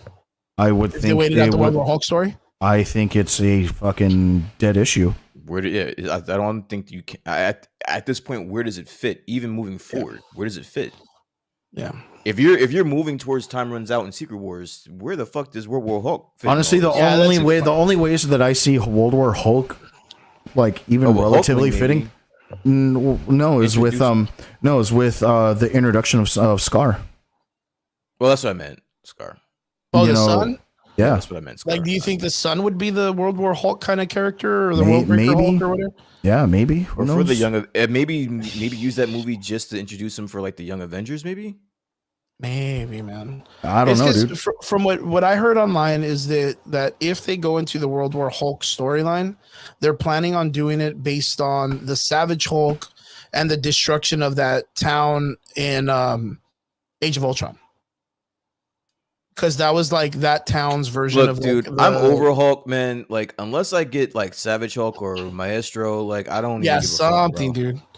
They really neutered the fuck out of that character for us to be excited. I'll be honest with you, dude. Like, unless I get Savage Hulk back, or Maestro, then I don't give a fuck about Hulk. To be honest, Maestro would be such a badass, but he's such an overpowered motherfucker, though, dude.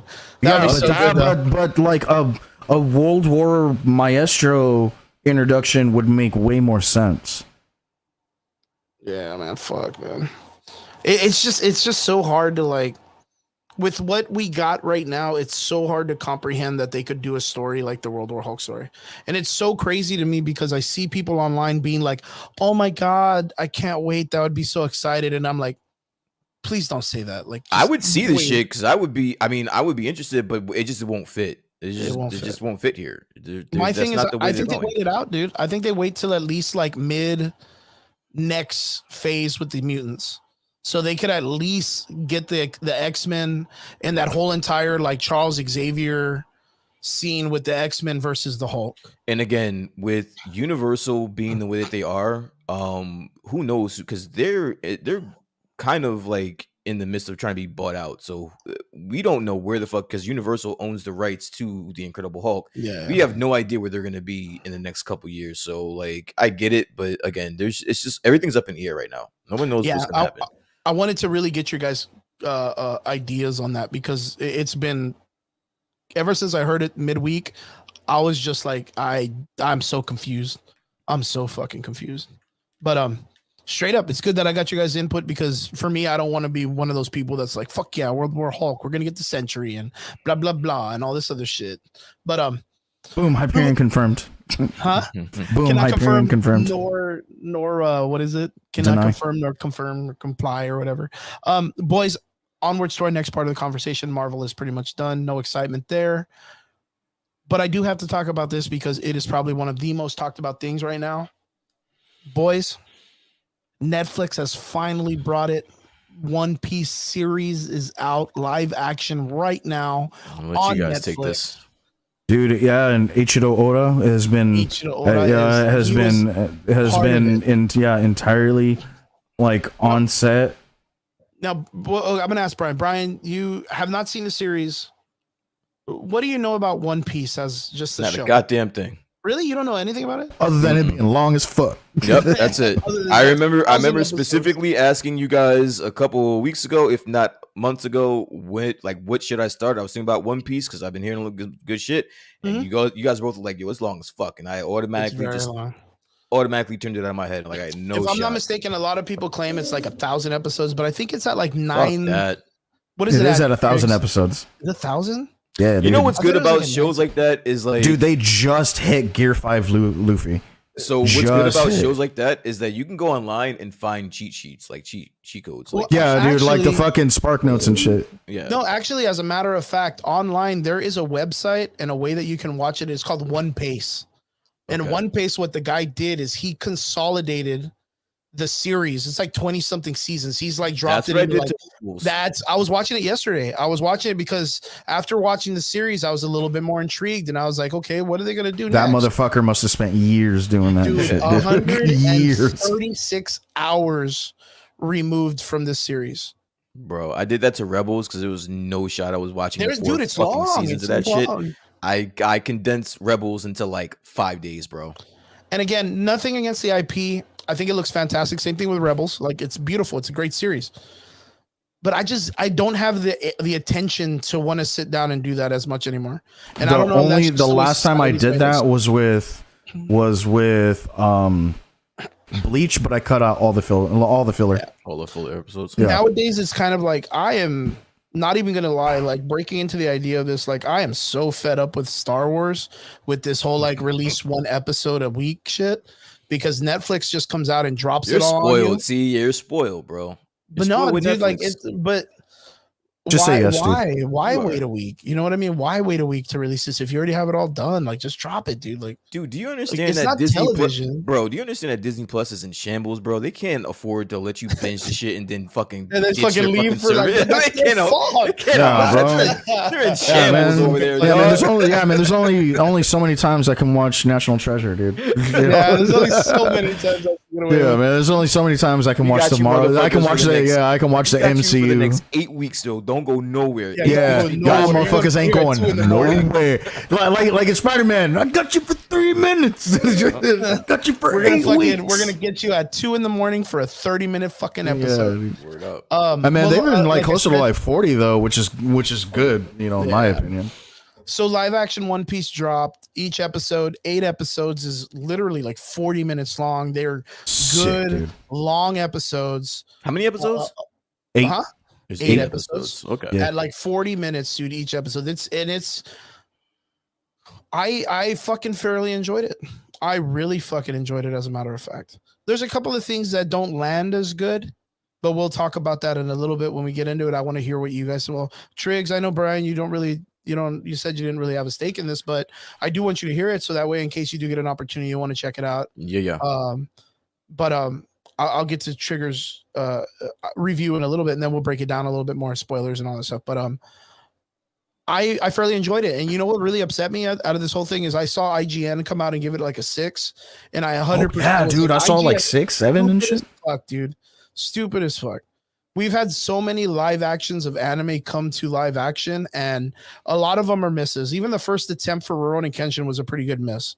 And then they came back and they redid the last 2, and they were fan-fucking-tastic.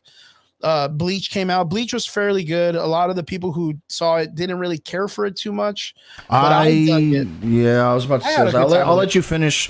I'll let you finish with what you're saying. I'll let you cook. But Like I had a I'll- good time with Bleach. It really kind of got me involved more into wanting to care about the season more than what I was already at the time. And then the same thing with Death Note. Death Note it came out live action and everybody shit on it.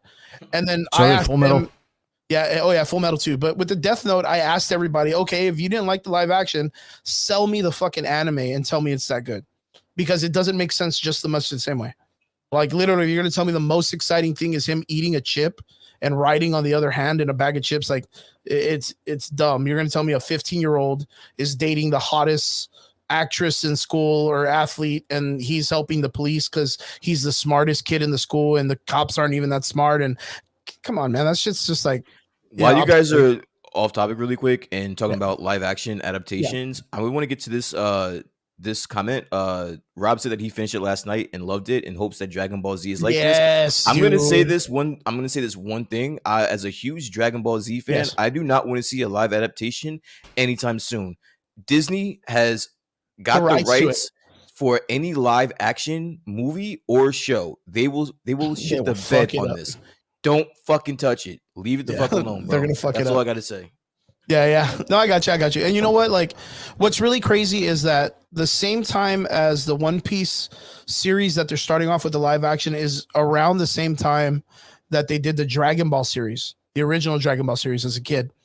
So like that comedy, that writing, that all that stuff is kind of like it shines a lot in this series. I had a great time. I would literally rate this as an 8, and the rewatchability is there. I could literally go back and rewatch certain parts of these episodes.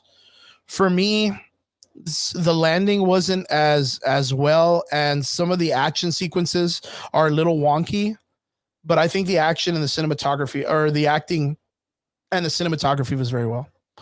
Triggs, what about you, man? I'm gonna give it a very soft 8. Very soft 8.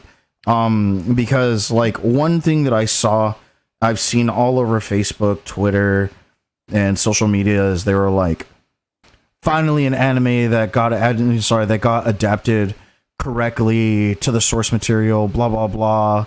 And I was just immediately thrown by that because I was like, clearly no one remembers Rurouni Kenshin. Yeah. But okay. There's one other anime to live action that I can remember that was actually relatively close. I have yet to watch all of it, but it was Ajin. Jin was good. Yeah, so it was Ajin. And ironically, the main character in Ajin is also the guy who plays Kenshin.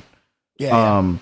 Also, fun fact: the guy who plays his brother-in-law in the last movie is the guy who plays Zoro. In One Piece. You know, he's a fantastic actor.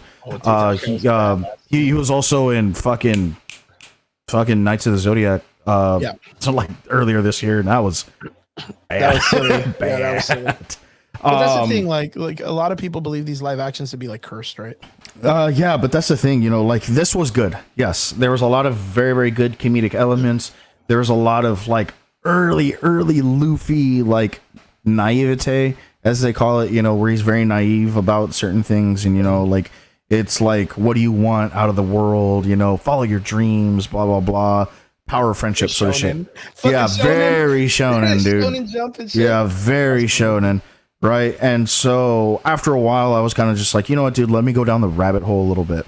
And I remember that Iñaki, the guy who plays Luffy, got to meet Ichiro Oda in Tokyo. Yes. And so like Iñaki actually like drew like Luffy for him and signed it, and you know, like wrote him a message and stuff like that. And Oda was like, honestly, like you're like the best person that, like you are Luffy, like the person who I envision Luffy to be. And your energy is just so contagious, blah blah blah. And so Iñaki obviously started crying, you know, but like after all of that, you know, like hearing the interviews and stuff like that, like I do love the fact that this kid cares about the story, cares about the IP, cares about, you know, the character and stuff like that. He's very Henry Cavill that way, where it's like, I want to be true to this, and I think it's a very, very refreshing and big, very, very big breath of fresh air on my part, and that's the reason why I rate it so high, is because like he gave a fuck, you know, like yes, like there's some of the comedic elements for me did not land. I thought they were really goofy, and this would have been geared towards like an 18-year-old or a 16-year-old or some shit. I'm not that young anymore, and so I was kind of just like, oh my god, dude, I remember watching this fucking 20 years ago, and I was just like, oh my god, this was dumb, you know. But like, it was cool because like I got to like relive like old high school memories, and I was just like, oh, dude, I remember this, you know. And you know, like I honestly thought there was going to be more like reveals. I love the guy who played Garp, like he made the show for me. Oh yeah. The guy who played several films before too. Oh, dude, he's been in hundreds of films. Yeah, dude, I thought the guy who played Shanks is fucking sick. Well, dude, like, fucking Hawkeye too, man. Yeah, just fucking Mihawk, you know, like that guy. I don't remember Mihawk being so proper though. Like I remember Mihawk being a little bit more crude. Like okay, you know, like because like you know how like Mihawk in like the live action series is like, you know, very like, well, I don't hunt rabbits with a cannon. Oh, very finesse. Yeah, he's very finesse. Yeah, he's like, and I have nothing smaller on me. Kind of like a fencer. Like yeah, well, no, not a fencer, but like he was just very proper in the way that he spoke. I remember Mihawk being a little bit more crude, like in the anime. I could probably be misremembering, but then again, I haven't watched this anime in 20 years, so yeah, it's what the fuck do I know? The translation from anime to live action was really cool. Like you could tell that they really like cinematography wise, like the cinematography through like it blew me away, dude. Like there was a lot of like these very like awkward close-ups, fisheye lens, kind of like shots that you don't think would work. And for some reason it worked fairly fucking well. Well, I mean, like all of his, like a lot of his finisher moves, right? Like the first time you see the Gum pistol, the Gum Battle Axe and stuff like that. Like those were fucking amazing shots. Like I thought the Gum Battle Axe was like the shot. Yeah. The shot, you know. That was like, oh my god, this looks so good. Do you think that this live action breaks this like curse that people are talking about? I don't think that there was a curse after Rurouni Kenshin. Okay. To me, I think Rurouni Kenshin is the one that broke it. So in 2012, to me, it was broke. You know, it's been a decade since, you know, and because that's when the first Rurouni Kenshin came out, was in 2012. And that's fucking phenomenal. And anyone who says otherwise needs to get punched in the throat. For me, the one that kind of like solidified it for me was Great Teacher Nozuka. GTO back in the day, the live action was really, really good. And the live action for the original Death Note anime, the Japanese one, was pretty cool. For Rurouni Kenshin, when they did part 2 and part 3, the one with like the Fire Lord guy on the boat, like that series of it, that one was really bad to me. It looked very like staged, very like you could tell they're in a studio. But the newer ones, that's like the beginning, the end, the ones that are made more in the Samurai X style, those are gorgeous, dude. Yeah, dude, you know, really, and like really even think of Tokyo Revengers. Yeah, that live action one. That one isn't bad either. Yeah, it's pretty good. You know, so like that's why I'm saying, like, when people are like, oh, they're cursed, I'm like, no, Netflix is the one that's cursing them. Because the Rurouni Kenshin ones aren't Netflix movies. They're not bad. They're not bad. They're good. those are Funimation being licensed by Netflix. By Netflix. What are your pros and what are your cons for this series? So right now there's like a large assortment. I mean, you look at, I think the Rotten Tomato scores, and I think like the critics is like a 78, 79. And then it has a pretty good high audience score. Brian, you gonna check it out? I see Brian looking it up right now.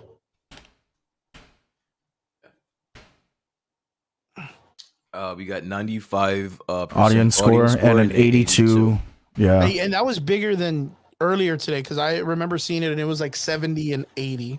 I think that's just because of those are like film critics and shit like that, and I really don't trust those people at for the all. critics and audience. You know, like these guys do like Martin Scorsese films.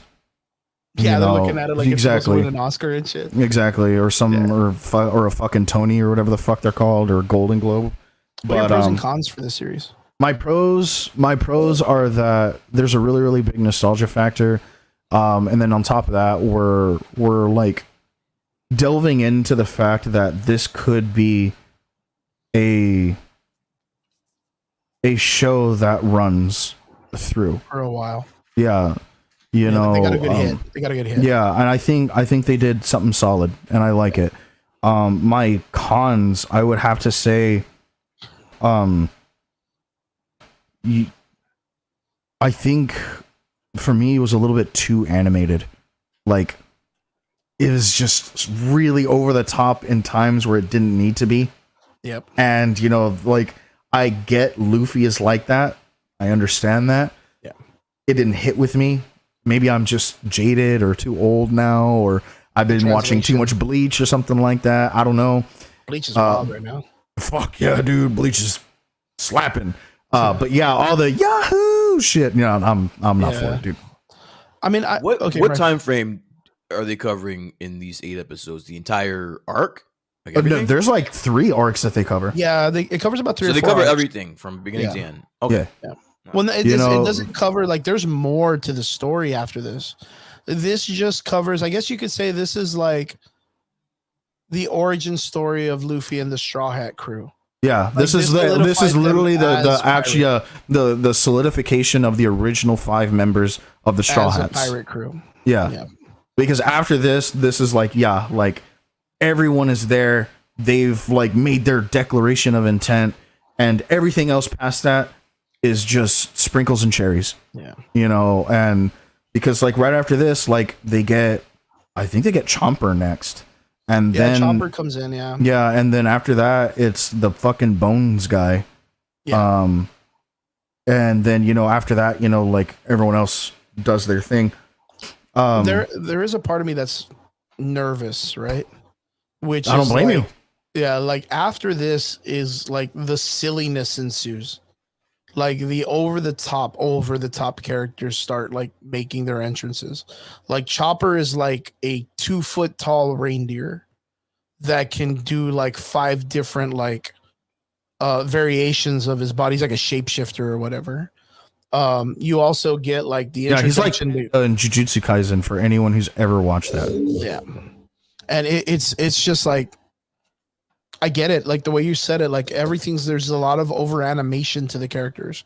Like a lot of these, like just a little bit too much in the way they act. Right. But the thing is like, if you look at the concept, like let's say Netflix gets this contract and they get to do like 10 seasons of this, and they get to do like the entire show. Like sooner or later, they're going to get to Gear 5 Luffy. Like, and how do you pull that off In 26 seasons. Yeah, like how do you pull that off in live action? Like how do you, like, I mean, okay, let's even get closer, right? Like let's go when he fights that dude and he turns like Gear 3 or 4 when he like gets the black skin. Oh yeah, Doflamingo. Yeah, like how do you pull that off in live action? Because it's gonna get to that silliness sooner or later. And for me, not even that, dude, but hockey. How do you do hockey? How do you do hockey? Yeah, that's a good point. You know, like that's the origination to him doing those second gears. You know, second and third gears is, you know, he's implementing hockey. You know, how do you do silvers? How do you implement Blackbeard or Whitebeard, or, you know, like Ace for that matter? Yeah. You know, other devil users, the actual big devil users. How do you implement Akainu? You know, I mean, you're right. Like a lot of these people are going to be like the main fucking, you know, like enemies and allies and stuff like that. Like one person that they referenced who's now a part of the Straw Hat crew is Jinbei, who used to be a warlord, you know, and he's a he's a fishman, you know. Like there's other people that they talk about, you know, Like I'm surprised that they didn't mention Dragon whatsoever. Luffy's Kudo or dad, Monkey D. what's it? Dragon. Yeah, Monkey D. Dragon. You know, and I'm surprised that they never said Garp's full name. You know, Monkey D. Garp. You know, they always just called him Vice Admiral and stuff like that. I don't remember him being quite so hard on Luffy in the beginning, but like I said, it's been 20 years since I've really gave a fuck about this series. But I think the reason why they did that is because they always drew him overly aggressive, like where he always had like a mean grin, and he's such like a burrowing character. Well, they all kind of are. had to make him look like that, right?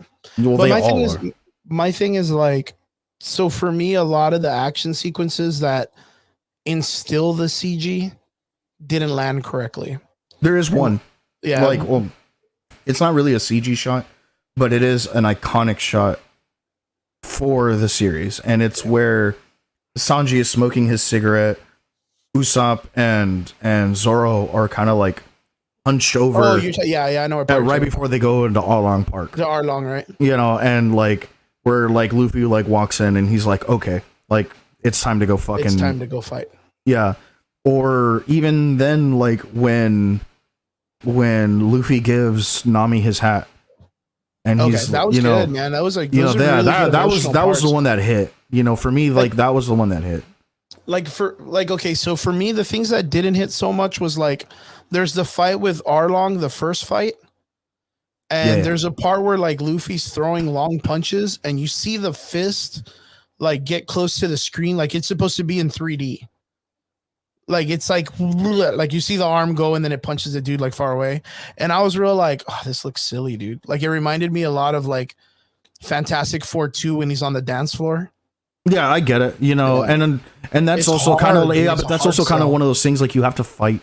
Like you're gonna have to like, unfortunately, kind of take the good with the bad.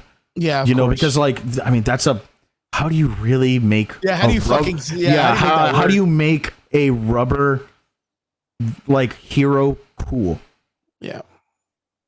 That was pretty much the only thing that like during the whole show, like of course the part that you talked about earlier, which was like some of his jokes and quells, like the yahoos, and like they just seem super out of place because you're not in like an animated Dragon Ball like film where like you watch Dragon Ball originally and he does the woohoo, and they're like these very cheerful characters.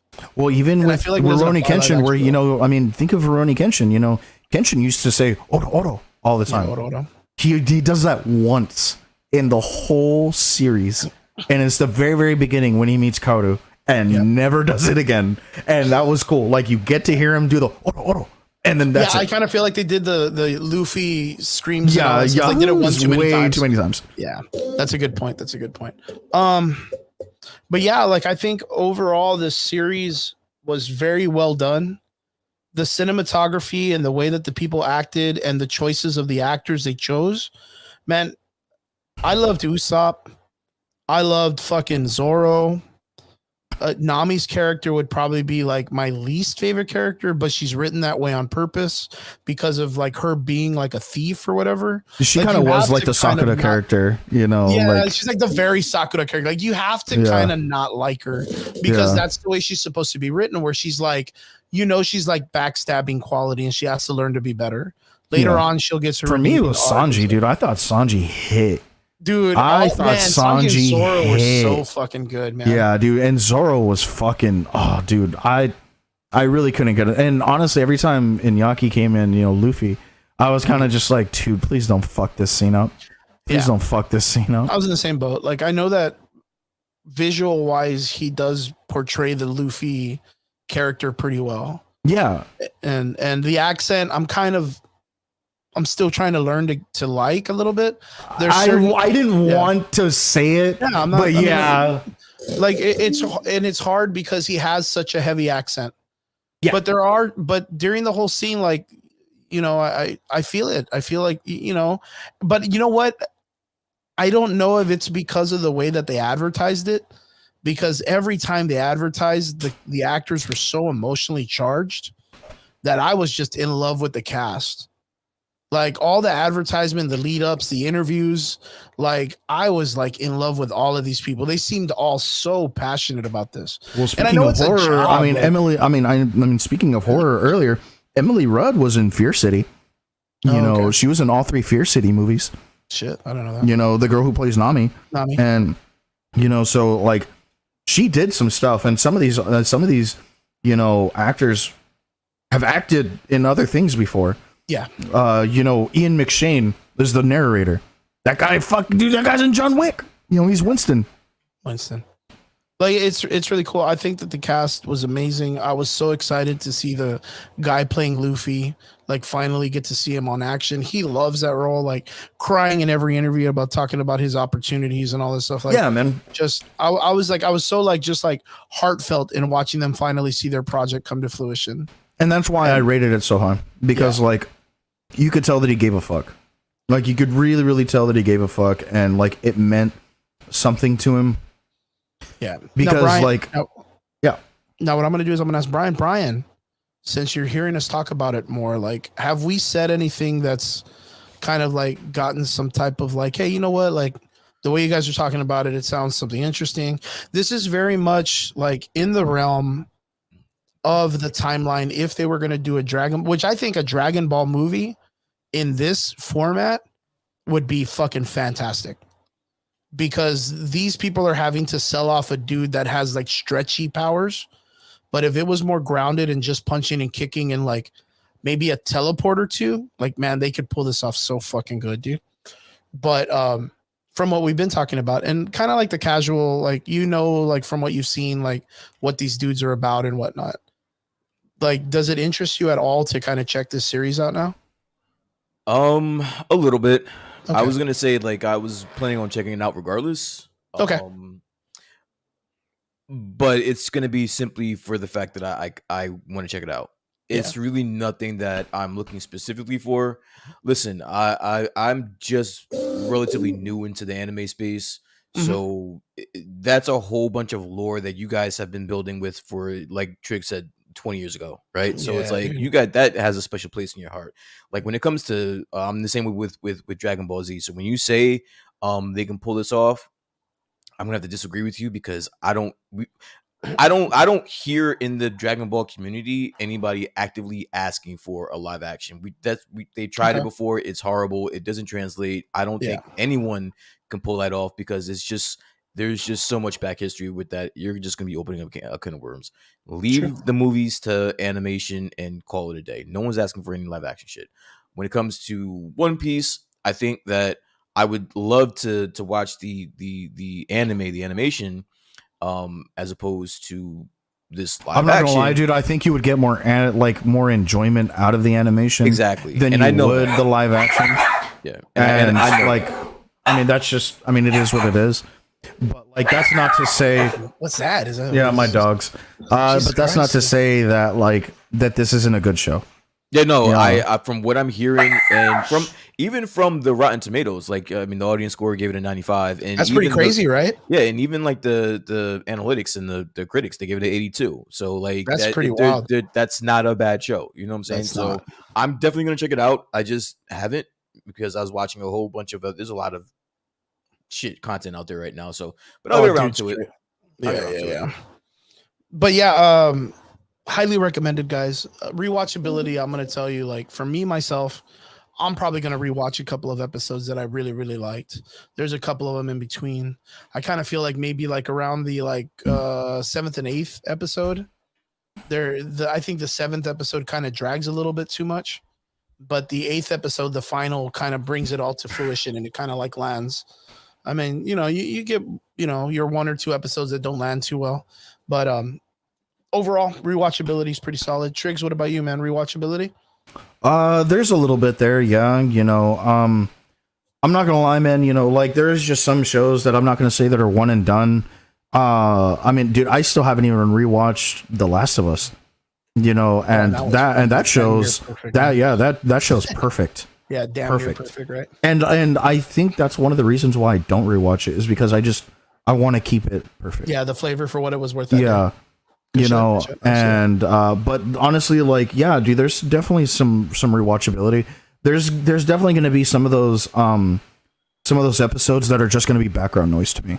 True. Like I'm going to be doing so I'll be cleaning my room or something, like cleaning the house, and I'll probably put that on and be like, oh, okay, haha, you know, yahoo, and blue, I'm done, right? True that. True that. But past that, you know, like it was fun. It was a fun show. I felt the adventure. I felt the adventure. You know, yeah, and it does make me want to attempt to get back into One Piece. Yeah, there's like a youthfulness to it, right? Like I felt like a youthfulness to the series that kind of did intrigue me for the rest of the anime. But cool, guys, if you haven't seen it, make sure you guys check it out. Whole thing's on Netflix right now, 8 episodes, 40 episodes. It's going to be a sit down. You know, you might have to digest it in days or whatnot, but totally worth it. Fun, good action film, swords, punching, fucking drama, you name it, it's in there. A little bit of good looking people in there too, like just fun, overall fun stuff. Looks like a very cool movie with a bunch of cosplayers. Crazy shit. Guys, into the last part. I know we have just a couple minutes left. I don't want to dig into this too heavy. The series that we didn't get to talk about last week, we'll make sure we're not going to cover it this week like that, but Ahsoka, we got our final release for Ahsoka. We got our first 1 and 2 episodes that were dropped, and now we have episode 3. If you go back watch the last episode that we had, Brian and Michael Betancourt cover it. Super good. They talked some mad stuff. Brian dropped a bunch of funny damn, I was fucking laughing on the expressway, dude. Coming back home, I thought that was like the funniest fucking thing I've ever heard. Brian, you're gonna be a phenom running shows. Like if you ever do, like if you get a radio show, if you got like an actual like syndicated live radio show, I tune in every fucking day, dude. You are the funniest fucking dude, man. You are a funny guy, man. Appreciate it. Boys, Ahsoka Tano season 1, episode 3. What do you guys think so far? Before you guys get into it, I'm sorry to cut you off, Triggs. Nobody cheat. If you guys were to guess what the audience score is on Rotten Tomatoes, what would you think it is? 60. Triggs? High 70. 74. Okay. I was too low. Relatively on I don't point. know. I just took the idea that you were gonna be like, you'd be surprised at the audience score that it's so low, but it is kind of low still, right? I think for something that people were anticipating, I think that is kind of on the low side. That is pretty low. That's the audience score. The reviews from like the critics, they actually gave it an 87. Okay. Like I was expecting that kind of adverse. Yeah. You know, I was kind of see that for the audience score. But yeah, I thought that was very interesting. It is very interesting. Yeah, fuck yeah, dude. Because man, dude, we had anticipated the Ahsoka show, the buildup from the Mandalorian and Boba Fett and all this stuff. Like they have not like slouched away from the idea of Ahsoka Tano being in the Star Wars universe. And then we finally get her, and then she gets her own show. And it's okay. You saw the numbers that they were giving out? No, dude. What tell me? So I posted, need to know, man. I posted it in our chat. What is it? Samba that does the ratings for the network streaming and stuff like that. Yeah. So what that is, just to give a really quick backstory, Samba is like a company that has like 20 million houses underneath their umbrella to where they monitor what shows they're watching. They do this for every show, every major show. And they have Ahsoka at like 1.2 million households. So they're doing it per household. They're not doing it per viewer. They're doing it per household. So they came up with the number 1.2 million, which really that's low. It's kind of low. It's kind of on par with, it's on par with like Andor, which, you know, wasn't a well-received show. It was like an original piece, wasn't it? Yeah. As opposed to like Mando season 2, which was getting, you know, double that. Or when it comes to The Last of Us, that got forget about it. Like that was out of here, right? So it just looks really bad against those numbers. Oh yeah, man. I mean, that show was the Game of Thrones killer. Definitely. Mm-hmm. And then what happened was, I think that number got out and it made its rounds around Twitter and Instagram and all that stuff. So what Disney did the very next day is that they put out their own numbers saying that 15 million people watched the first 2 episodes. And then I think about like 2 hours later, they changed it to about 14 million. So they're playing with the fucking numbers. Yeah, nobody knows what the fuck's going on. It's just a bunch of bullshit. They're just trying to play the ad game or like the hype game or whatever. Yeah, They're they trying don't to want up-hype that. their shit. They don't want that 1.2 number to be etched in people's brains. So they're gonna do whatever the fuck they can to, you know, try to make it seem a lot better than what it is. But it doesn't seem like a lot of people are watching this show. Yeah. Why do you guys think that is, man? I mean, Ahsoka's like, I mean, this is a continuation to the Rebels. This is a Filoni venture into a series. Like these all should be heavy hitting in the Star Wars universe. Like when it comes to the IP. You and I had a kind of like a back and forth in the chat, as we always do, about this, because you were on the side of not a lot of people, and tell me if I'm wrong, but you were saying that not a lot of people are Ahsoka fans or know who she is, and I disagree. I think that there's a lot of fucking people that are A, Star Wars fans, and B, know who the fuck Ahsoka is, especially if you watch Rebels or if you watch Mando or if you watch whoever or anything. But they know who that person is. I know what you're talking about. And the thing is like, I do agree with the idea that people know who Ahsoka is, but if they know her only specifically for The Mandalorian and they know her for Boba Fett, then they don't know Ahsoka at all. Like her backstory is literally only given in just Rebels. No, it's from Clone Wars as well. So like, and this is where this is why I disagree with you, is because people that were like young watching Clone Wars, they literally grew up with Ahsoka. Yeah. Like we're a little bit older. So we were Star Wars fans before Ahsoka, but there's a whole generation that grew up on Star Saturday Wars. Morning, right? They grew up with Ahsoka more than the OG's trilogy and I agree. prequels and all that stuff. So there's a lot of people that are Star Wars fans that grew up watching Ahsoka. So like these numbers are relatively low for, I think, a big fan base of Star Wars. I agree. No, I'm going to agree with that. I think it's just the fact that they've waited too long to like capitalize on the character's popularity. You have a lot of the people that grew up, but they're already doing their own livelihoods and they're adults. And most of these people have their own kids. And the only thing they know about Star Wars is that, you know, that they messed up the last 3 movies and they probably didn't like them. And now it's like, oh, but we're going to bring back Ahsoka. And these people are like, oh, cool. Like, but that's a kid's thing. Like I'll let my kids watch it because I'm an adult now. And maybe like a handful of them are still fans and still watch it. But like, I just think they've waited too long on it. I think it was something that could have worked like when they had that good traction of Star Wars material, when they were bringing it out, like bring up Ahsoka, you know, bring up these characters, like don't use it as a last ditch effort to save your IP. Yeah. Like that's the only thing as I see, like, and then again, like you said, like there's a lot of people that jumped on the character from the Mandalorian, you know, from the Boba Fett series, that they were like, yo, that's that chick that was the toy in my fucking Happy Meal box when I was 13. Like I remember that chick. And that's kind of like all they know. You know what I mean? Like, you know, it's not like I wouldn't say posers, but like they don't know like the rich, and this is what I talk about, the rich lore of the character and where they came from and the excitement of seeing it. Of seeing Ahsoka like on live action. When it comes to the Filoniverse, I don't want to say I'm a poser, but like I was just not in that wave. Like I have to do a lot. It was hard. It was hard. I had to do a lot of back research on that. Yeah. Like there's a lot of things that I just missed because of my age and, you know, just where I was in life. Yeah. So like I understand when people that are trying to get back into it, right? Like I get that part, but I still think there's a large group of people that, you know, that are very aware of who this character is. Triggs, let me ask you, you watched the first 3 episodes, right? Yeah. What did you think? They carried better than Mando season 3. Okay, I mean that's not you're not lying, man. They carried better than Mando season 3. Mando season 3 was kind of bad. It was kind of bad, bro. Yeah, it was a little funky. It was a little funky, but I mean, it was still fun. But like, it was fun. I mean, I would say it was like, it's not as bad as Boba Fett. Like this show is not as bad as Boba Fett. No, honestly, no. Dude. Okay, I have a hot take. All right, I think Book of Boba Fett. It's been better. I don't want to say it's good. I just think it's been. All right. Andor has been the best thing that's come out on Disney Plus. Good stuff. Besides Mando, right? Okay.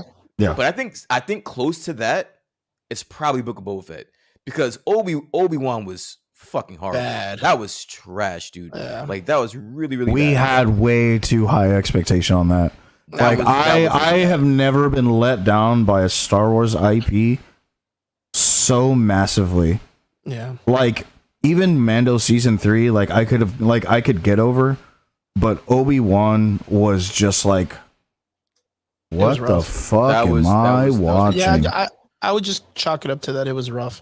But I felt in the so more bad recent- because you brought back both Hayden Christensen and Ewan McGregor for that. Like it was such a waste of such awesome potential that's what they went with. The last 2 episodes are the only thing worth watching in that entire season. And they could have muted it and put like Skrillex to them fighting. Yeah. Like, and it would have been just as good. You know what I mean? Like if they just cut all the audio and just put music to them fighting. Yeah, dude. It's super as opposed to the other shows, I think Book of Boba Fett is like the least of our worries. But Ahsoka's not bad. Like, I don't think it's bad. I don't think it's bad either. Yeah. Like I really don't. My only thing is I think it's slow. Yeah, it's there's parts of it that I feel are like, it's almost like when the person, whoever's directing it or whoever's running the episodes, is like, well, it's a cartoon, so we can get away with some cartoony shit. It's different people. There's multiple writers and multiple directors for each, just like every other Star Wars show. Because the thing that took me out of this past episode the most was when Sabine is trying to fix the ship and Ahsoka's on the wing fighting fucking jets. I was a little bit off. It was a little bit weird. Dude, to me that actually brought me back to fucking Legends. No, it brought me back to the second fucking Rey movie where goddamn Leia like you know what? pulls herself back. Yeah. I was kind of Just hoping for that. I was actually hoping that there's a possibility, like, okay, we're gonna see Ahsoka use the Force in space, and it'll make me feel inside a little bit more not dirty about the Leia situation. Like she's gonna use the Force to maintain her feet on the ship or something. And then there's this scene of her being like, "Did you fix the ship?" And then like, "No, I'm still fighting this shit outside." And then all of a sudden, next scene, she's floating across the screen, and she's like, "But did you fix the ship?" And I'm like, "Is this a fucking T-Mobile commercial?" Like, why are you doing like silly, like now she's floating like a Johnny Depp film across the window? That was very Rebels, dude. Like that's what I got. That was very cartoony. That's what I'm talking about. That was very, very Rebels. And I appreciated that part. I thought it was silly because, like you said, I was silly because that made absolutely no fucking sense. Yeah. But I mean, Space Ahsoka. I mean, yeah, I'll take it. Space Ahsoka, that was cool. But like, it's so she weird. She had the helmet in the shape of her fucking head. And I was shit. like, this is absolutely ridiculous. But yeah, you know I was like, all right, I'm gonna roll with it. Whatever. But like, for some reason, like that little part of her floating across the screen reminded me that it was based on a cartoon. Yeah, it was, and that it was kind of like, okay, like this is like, I can't take it. It shouldn't be taken super serious, right? But like the lead up to that scene was like so dramatic and so serious that the moment that happened, it just took me out of the whole entire like just vibe. Because remember, it was like them escaping and then the shootout, them like going through, and then while they're doing this, the evading in space, it's almost like the episode 2 with her with the little helmet and one more second. I need 4 more seconds. Oh, I almost got it. And it's like the robot's saying the same shit. And there's that like build up. And then, you know, they're going to get cleared, but they end up not. They end up getting fucking smoked in space and they're just like floating. So I read somewhere where someone made a comment that when they got hit, that blaster did like 1% damage. It did like 1% damage because like it really didn't do anything to the ship. They were still able to hotwire it back. Yeah, they just click some wires together and it went in. And it's like, well, how did the robot get busted? Like, I thought he got shot or like the windows exploded or some shit. Yeah, apparently, apparently if he gets knocked around too much, he's out of commission. What the fuck, that dude's dude? a fucking Jedi teacher? Like, how the fuck does that work? I don't know, but apparently if you force push this dude too hard, yeah, he's fucking trashed. Yeah, they're done. Yeah. Listen, I actually, even though we're kind of ragging on it a little bit, this episode was probably the most interesting episode of the 3. Okay. I like this episode more than the first and the second episode. I kind of like the second episode because you got a lot of like, okay, this is where they're gonna need to go travel actual galaxies and stuff like that. Yeah, the right. adventure. Well, like you know, yeah, like for me it was a lot more adventurous because like now we're going outside of the realm of this galaxy. Like we're now starting to somewhat experience the universe. Yeah, of Star Wars.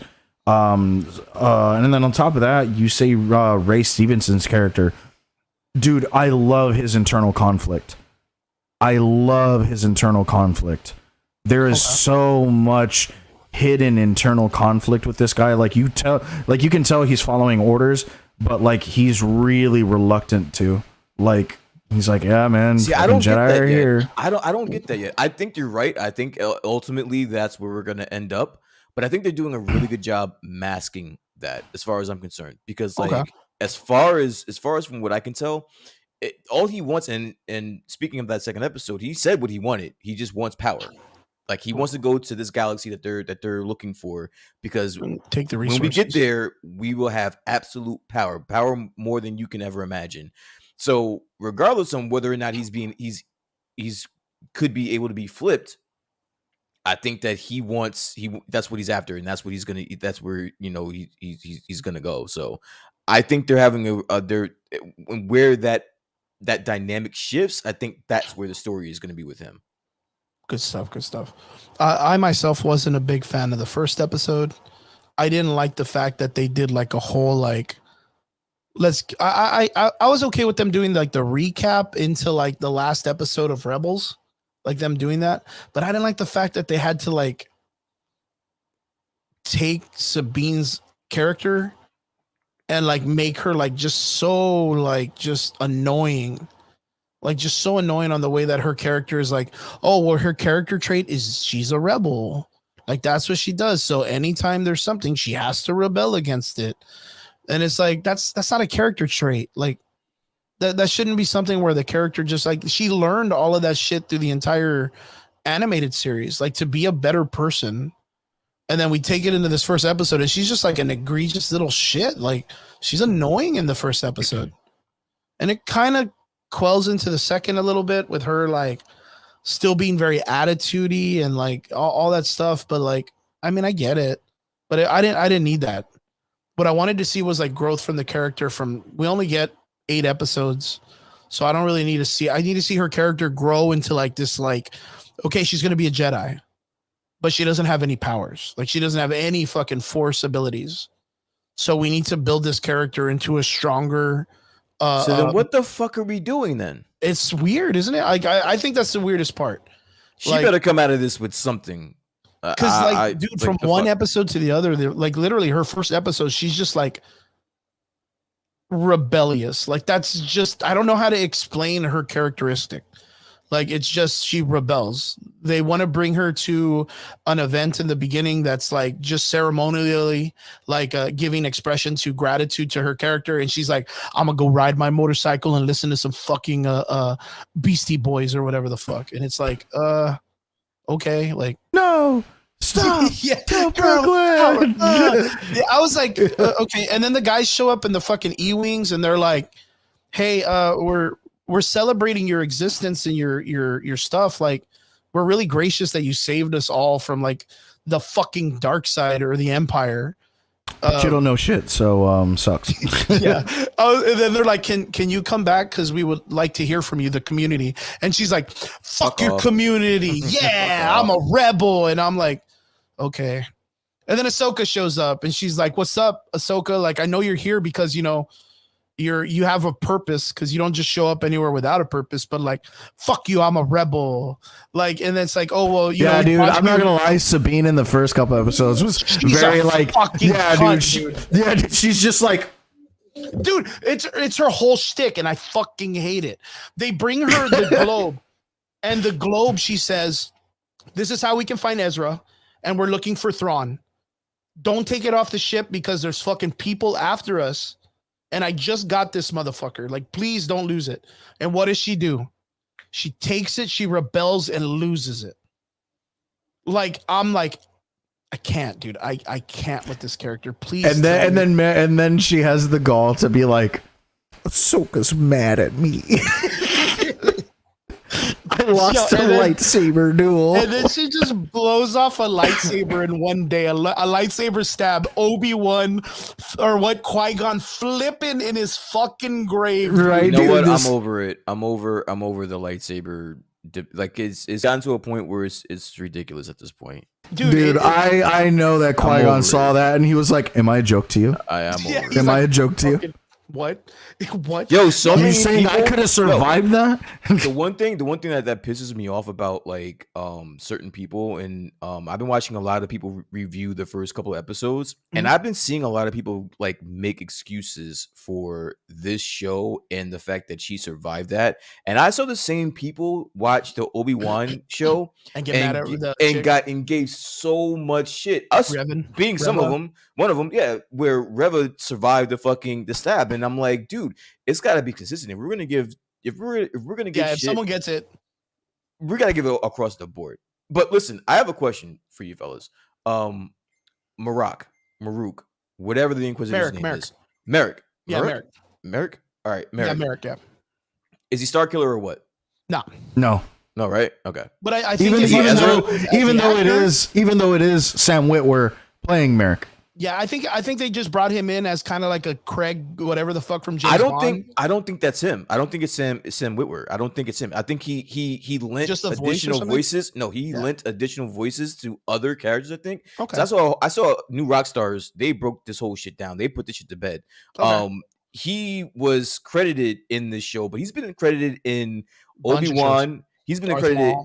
in everything. He's been credited with a lot of just the newer releases on Disney Plus. There is someone that is credited with Merrick being the actual voice Yeah, and it's actor super- playing. Super crazy on the theories I've been hearing about this shit that everybody's like, oh, it's Star Killer because of the name in the credits, and then the other one is of course that Merrick is Ezra Bridges.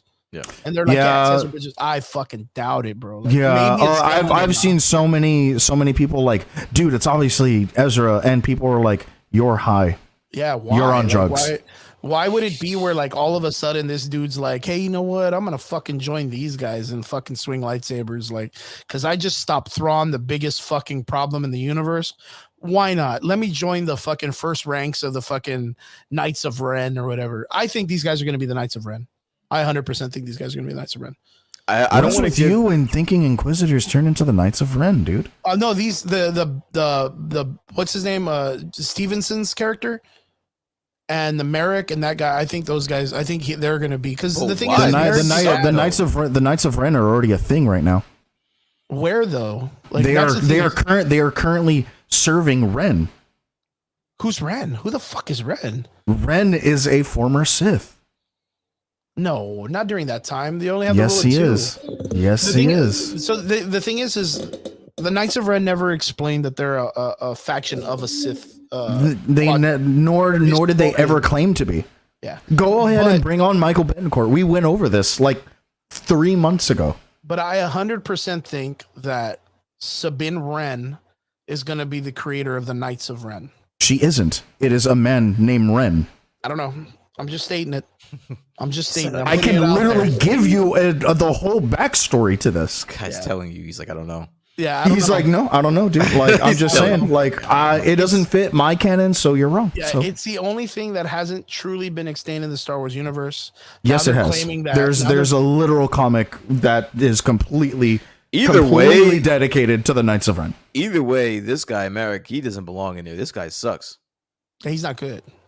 Yeah, that's why I don't believe it to be Ezra nor Starkiller, because he's like Starkiller is a non-canon character, Yeah. and if he was, Ahsoka could suck. A lot of people. Yeah, he like Pisses a lot of people off. Ahsoka would be so fucked. Yeah. Yeah. They would Oh piss yeah, him off. So if it's fucked. Starkiller, yeah. If it's Starkiller, it'd be a problem. No, there wouldn't even be a fucking fight. Are you Yeah, serious? And I He would end her shit so quick. Yeah, I think from what I'm hearing is if they even went that route, it would have to be obviously a lesser nerfed version of Starkiller, which would just piss a lot of people off. A lot of people. Like I don't me. think I don't think Dave Filoni is that stupid. I think he keeps his ear to the ground enough Yeah. to know not to do that. Which Yeah, oddly like the enough, cross line. Yeah, oddly enough, I want to say about a year ago, I had the PS Network or whatever. Yeah. And it comes with, I don't know if you guys ever play it, but it comes with like a shit ton of free games or whatever. Yeah, yeah. Yeah. And I just replayed the Force Unleashed. Force Unleashed. I'm sorry. And there is absolutely no way they would be able to have that character as canon in Ever. Star Wars as we know it. There's just no way. There's just That dude pulls fucking Star Destroyers out of the fucking sky and laughs about it. Well, let me ask you guys, because you guys are more in tune to this than I am. What if Merrick is an undercover Cal Kestis? Why would they do that? Again, that just wouldn't make any sense. And it would piss off people that you don't need to piss off. Like, you have a core group, me, and I think Triggs, I don't want to speak for him. Yeah, that's why. I know you guys are big fans of the series. Being one of them as well, that are waiting for that moment that it would be awesome to see that, and that's not the way. That's not the way anyone. Cal Kestis right now is actually doing Jedi things. Yeah, I was gonna say, where is he at this point? He's doing Jedi things. He's like right now, because Force Awakens. Oh, what's the next one called again? Survivor. This is after Survivor, though, right? Yeah, this is after Survivor. I believe so. This show is taken after Survivor. Yeah, and the reason why I ask is because this. I would think that it's either after Survivor or like.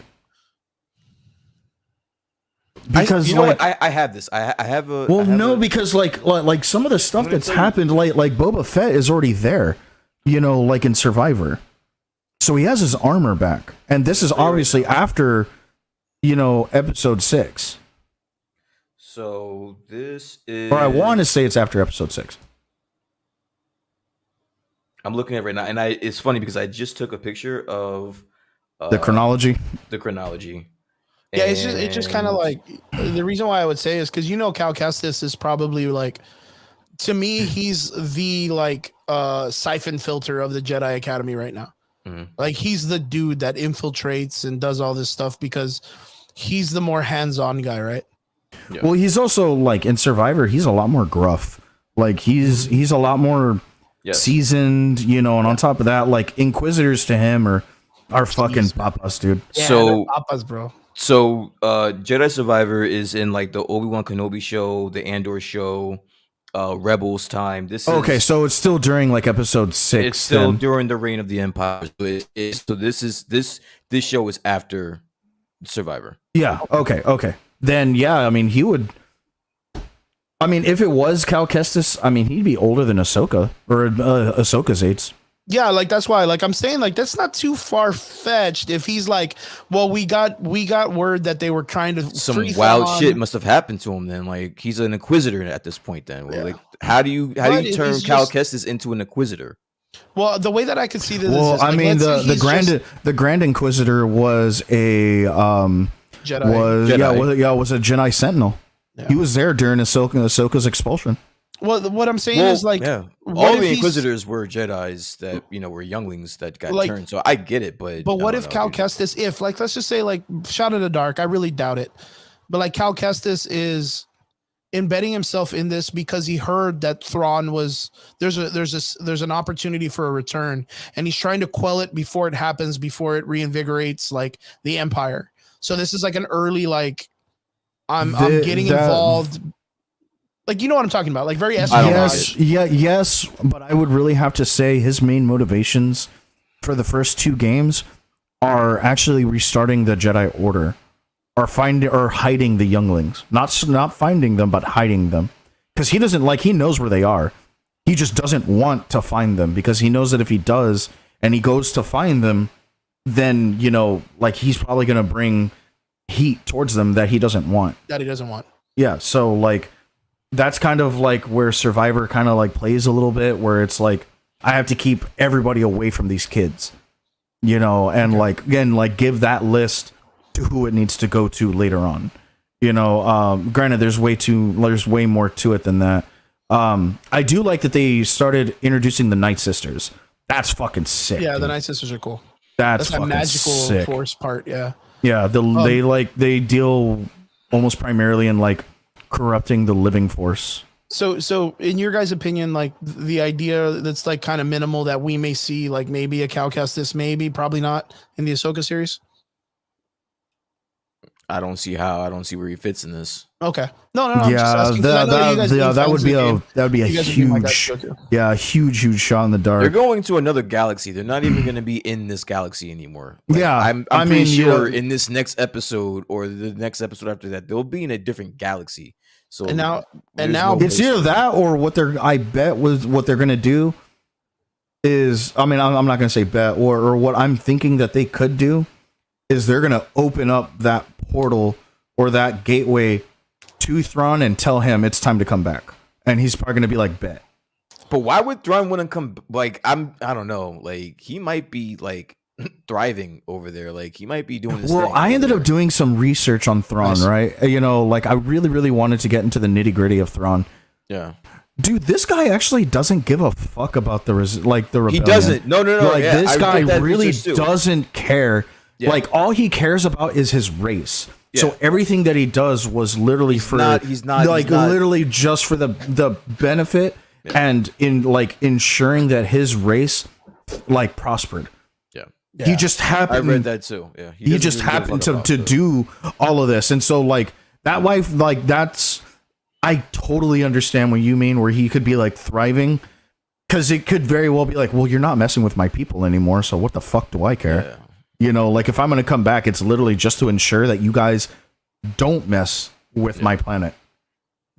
You know, and you know, I'll lead the new empire wherever the fuck you guys want to go. Fine, just as long as you don't touch that fucking planet. You leave that planet alone, because I'll fuck you guys up. Yeah. Okay. But do you think they stick with that part of the Thrawn mythos? Or Who do they knows, make man? his, Like do they really, make his honestly, people dude, like the Empire? no, well, no, he because like you, I mean, you really have to like read, dude. Like this guy could give a fuck about the Sith plan, the fucking, you know, resurgence of the dark side of the Force. He could give a shit. Literally does not care about any one of those ideals. All he cares about is making sure his planet is fine. Okay. Interesting.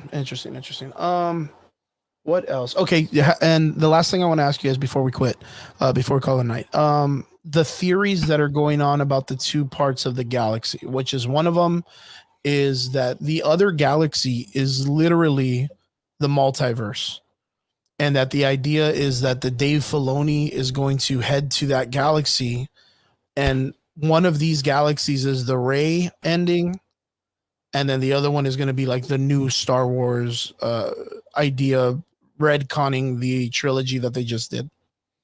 That's one theory. And then the other theory is that in that universe is I love Brian's reaction right now, dude. Yeah, it's so weird. funny, dude. Yeah, Like, no, these are Brian out is there, just man. so done with all these fan theories. Look, dude, what's gonna happen is the galaxy that they're gonna go to is actually Marvel 616. They're Yep. gonna get into a fight Incursions. with Hyperion. Yep, This is incursions. No, I think this They're is gonna meet incursions. Black Panther, and then it's gonna be the Ultimate Universe that they end up Namor's traveling gonna to blow 'em next. up. Yep, Namor's gonna come in. Boom, Hyperion is confirmed. They're fucking I gonna love find it, dude. Thrawn. Thrawn is actually a mutant, and that's how like everything happens. But let Chris finish. What was the other? What was Yeah, the theory? other theory is that the other universe that they're in, and the reason why Thawne wants to escape is because it's the universe that has that species that is outside of the Force in the universe from the books, which is like the Yash Vong, or I forgot what they're called. Like they're like a crazy name, but they are very much like Warhammer, very much like Dune-esque characters where they hate technology and all they want to do is purge the world of technology and androids. There's something Vong, V-O-N-G is the last of them, but they're very much like bio-organic aliens that they are very powerful. They literally come into the New Republic in the books and they wipe out like 6.3 trillion people in the Purge. And yeah, like the Jedis, they cannot fight them because they're not Force sensitive or connected to the Force. So they cannot use like brain tricks or manipulate their bodies unless it's just the telekinetic part of the Force. Like these characters are like the annihilation wave of the Star Wars universe. And the theory is once this whole situation happens in the Ahsoka show, is it initiates that to that being where the next Star Wars movies are going to go with Rey and them being hit by these guys and that being them destroying the new and then them surviving like all of these like crazy invasion. But that would mean that Rey would have to go to this other galaxy. No, that galaxy's coming here. They're invaders. And that those So people, they've already conquered all of that. Incursions. Yeah. Boom, Hyperion Oh. confirmed. Gotcha. Yeah, they've already conquered their reign. So now the thing is in their universe, if I'm not mistaken, their neighboring universe were androids and they wipe those guys out. And then once what they do is they just send a ship out. It's an organic ship, so it just continues to live. It doesn't like it produces food. So These then guys how are would how would Rey beat this race then if Jedi are kind of it's a Lots of fucking force lightning. slobber knocker, bro. Like it turns it Lots of literally force into, lightning. yeah, dude. It literally like he's just gonna have to Palpatine it up, man. That's what Yeah, I'm doing. It Fuck literally it. ends up being like an invasion story where the Jedi and the people of that universe are just like, there's no way. Like it's very, very niche on how they survive. Very think of Star Wars post-apocalyptic, and they've been taken over by fucking Warhammer or whatever. I've been listening to people theorize about this all fucking week long, and honestly, I'm over this shit because like it's non-canon. The Vong, that's not canon. Well, the thing is that at Star Wars Celebration, Yeah, Dave Filoni came out and said he wants to use that culture in the stories. there is a version. Yeah, but that's there's a that's the version thing, of it. though, dude. Yeah. There's a version of it, but it's not the Vong. If he were to do something, it would be similar to that. Yeah. I don't know if they would be as maniacal and fucking just savage. Yeah, it's but crazy. It's crazy the way the characters are written. I think they're called the Grisk or something the like grills, that. the grills, the Yeah, grizz. there's a different version of it that is canon. And again, if anything from what I've been hearing that makes more sense is that there could be a situation where they do interact with either the galaxy out there, or they maybe it is some kind of incursion thing where they come over here, but it might be a team up with Thrawn and Ahsoka, or Thrawn and with those people. and the Jedi having some type of coalition to take this species That new out. threat out. That's what I think is going to lead towards, if anything. What do you think about that though? Like, do you think that would be a great turn for the Star Wars universe? Honestly, I think they need a break from the Rey romanticized Star Wars. No, just the shit that we're in when it comes to the specific Jedi, the specific family. They need a break from that. I think Okay. they need to just go and do some other shit. Okay, I see that. I see that. I 100% agree. I think that would help them out a lot. They need some fuckery, right? A fresh start or something. Yeah. Just yeah. Triggs, what about you, man? What do you think of that theory? Or what do you think of any of those theories, man? Because they're both kind of crazy out there, man. I think it's way too much for what we're getting out of the Ahsoka show. I think it's gonna be fucking wham bam, thank you, ma'am, kind of thing. But yeah, like everyone wants extravagance and over the top craziness, and like this just goes to show that fandoms get really fucking weird. And we're not probably going to Sometimes. get any of that shit. Like a lot of people are fuck sitting no. here saying that Merrick is this, Merrick is that. He's probably just a fucking bum ass Inquisitor dude at the end of the day. Yeah, he's gonna watch him be like the first dude that Sabine wipes out. dude, honest to God, that's probably gonna happen. Yeah, Like you kid, but I very much see that happening. Yeah, I can see that. Like I actually see Sabine like beheading this dude and being like, "Force I what? got this shit. Yeah, force what? Force bitch." Are Inquisitor, either dead one of you Inquisitor. guys like interested in any of these lightsaber matches so far? Nah, fuck no. I want to see more from Ray Stevenson. Yeah, okay. I am yeah, not he's- blown 'cause away he's by such a big any of these character. lightsaber fights. Yeah, he's such a big character that he seems like the type of dude that would be like, oh fuck, like that dude's gonna be a banger. He's like another like wannabe Darth Vader. Like I see it. I can see that. The coolest scene I think so far with the lightsaber was that first shot in Ahsoka when she goes to the temple, the witches, the Oh, dark yeah. sisters True. temple, and she's attacked by the droids. Other than that, I haven't been impressed by anything with the lightsaber. Okay, so let me ask you guys this then. What are things that kind of excite you about this show, and then what are things that you just think like are lame and don't work? I'm For me, it's excited. too early to tell. I'm excited for them if they shit the bed to watch the fandom just explode and just implode. Okay, all right, that's cool. I'm excited for that. All right, Chris Yo, Jr. God they better, damn, no, dude. That was a pretty good they one, better, dude. they I better was kick like, this all shit right, up, yeah, bro. man. I don't think. I mean, they have a lot riding. I don't know if they noticed or not, but I think they have a lot riding. Fucking on the Robert, show. dude. This show's mid. Fucking Rob, dude. I got it. I love Rob. He thinks This the show's blonde mid. chick is Omega. I Bruh, don't think like, so, man. They From better, that they bad? better kick this shit up. I want them to succeed because, like, who the fuck doesn't want? Yeah, who doesn't to want be, your team to succeed? Like, I want Who my. doesn't I want to be want interested in Ahsoka and the Star Rebels Wars to and be shit good. like that? Like, I want them to succeed. What I'm excited for is okay. Like, I want to see Sabine and like her character develop into this like Jedi that they're claiming she's supposed to be. Do we need an extra Jedi? Not really. Like, I don't even care if she does get Jedi powers or not. But I'm excited to see where her character interacts with Bo-Katan later. That's what I care about. We got a live action Sabine Wren. She has to interact with Bo-Katan, and then she has to hear that the fucking Black Blade got destroyed. Like she has to, and that was like a whole part of her like story structure. Like, so I'm excited to see the Mandalorian part.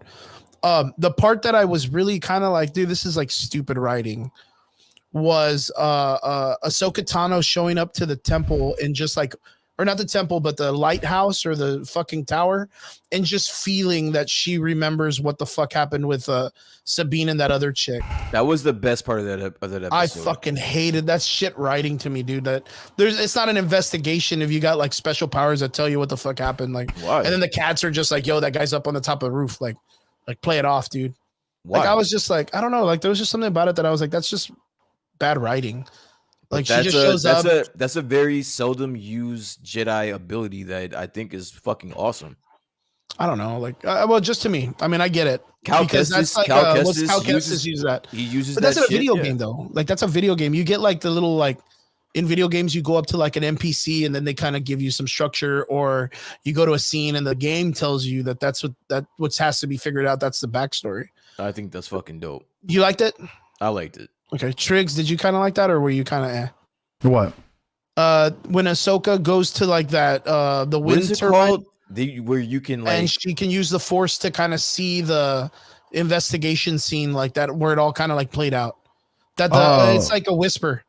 Oh yeah, that was very whatchamacallit, very Survivor. Force, very Force Awaken, because that's what Cal Kestis does. He uses the Force echoes, But and he kind of just like relives Force the Echoes, scene. yeah, that's the name of them. Force Echoes.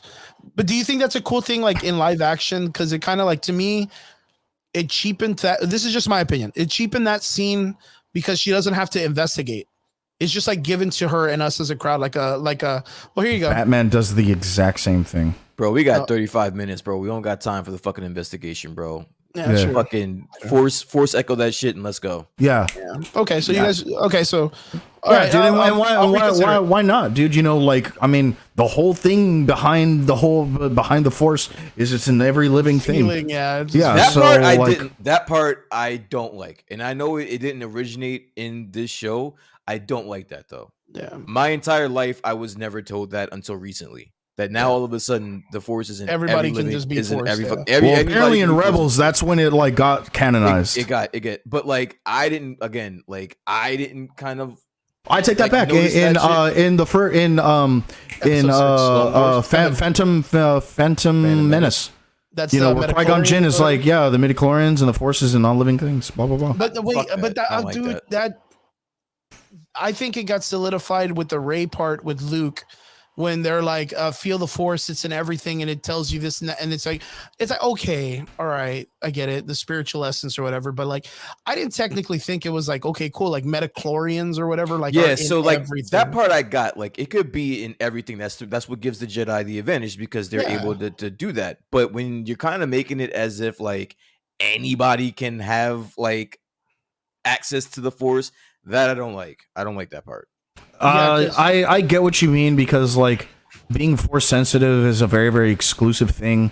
Yeah, it's you know, supposed to be you like a yeah, like talent you know, or- like you have to be born with it, and you know, not just trained to it. like mutants.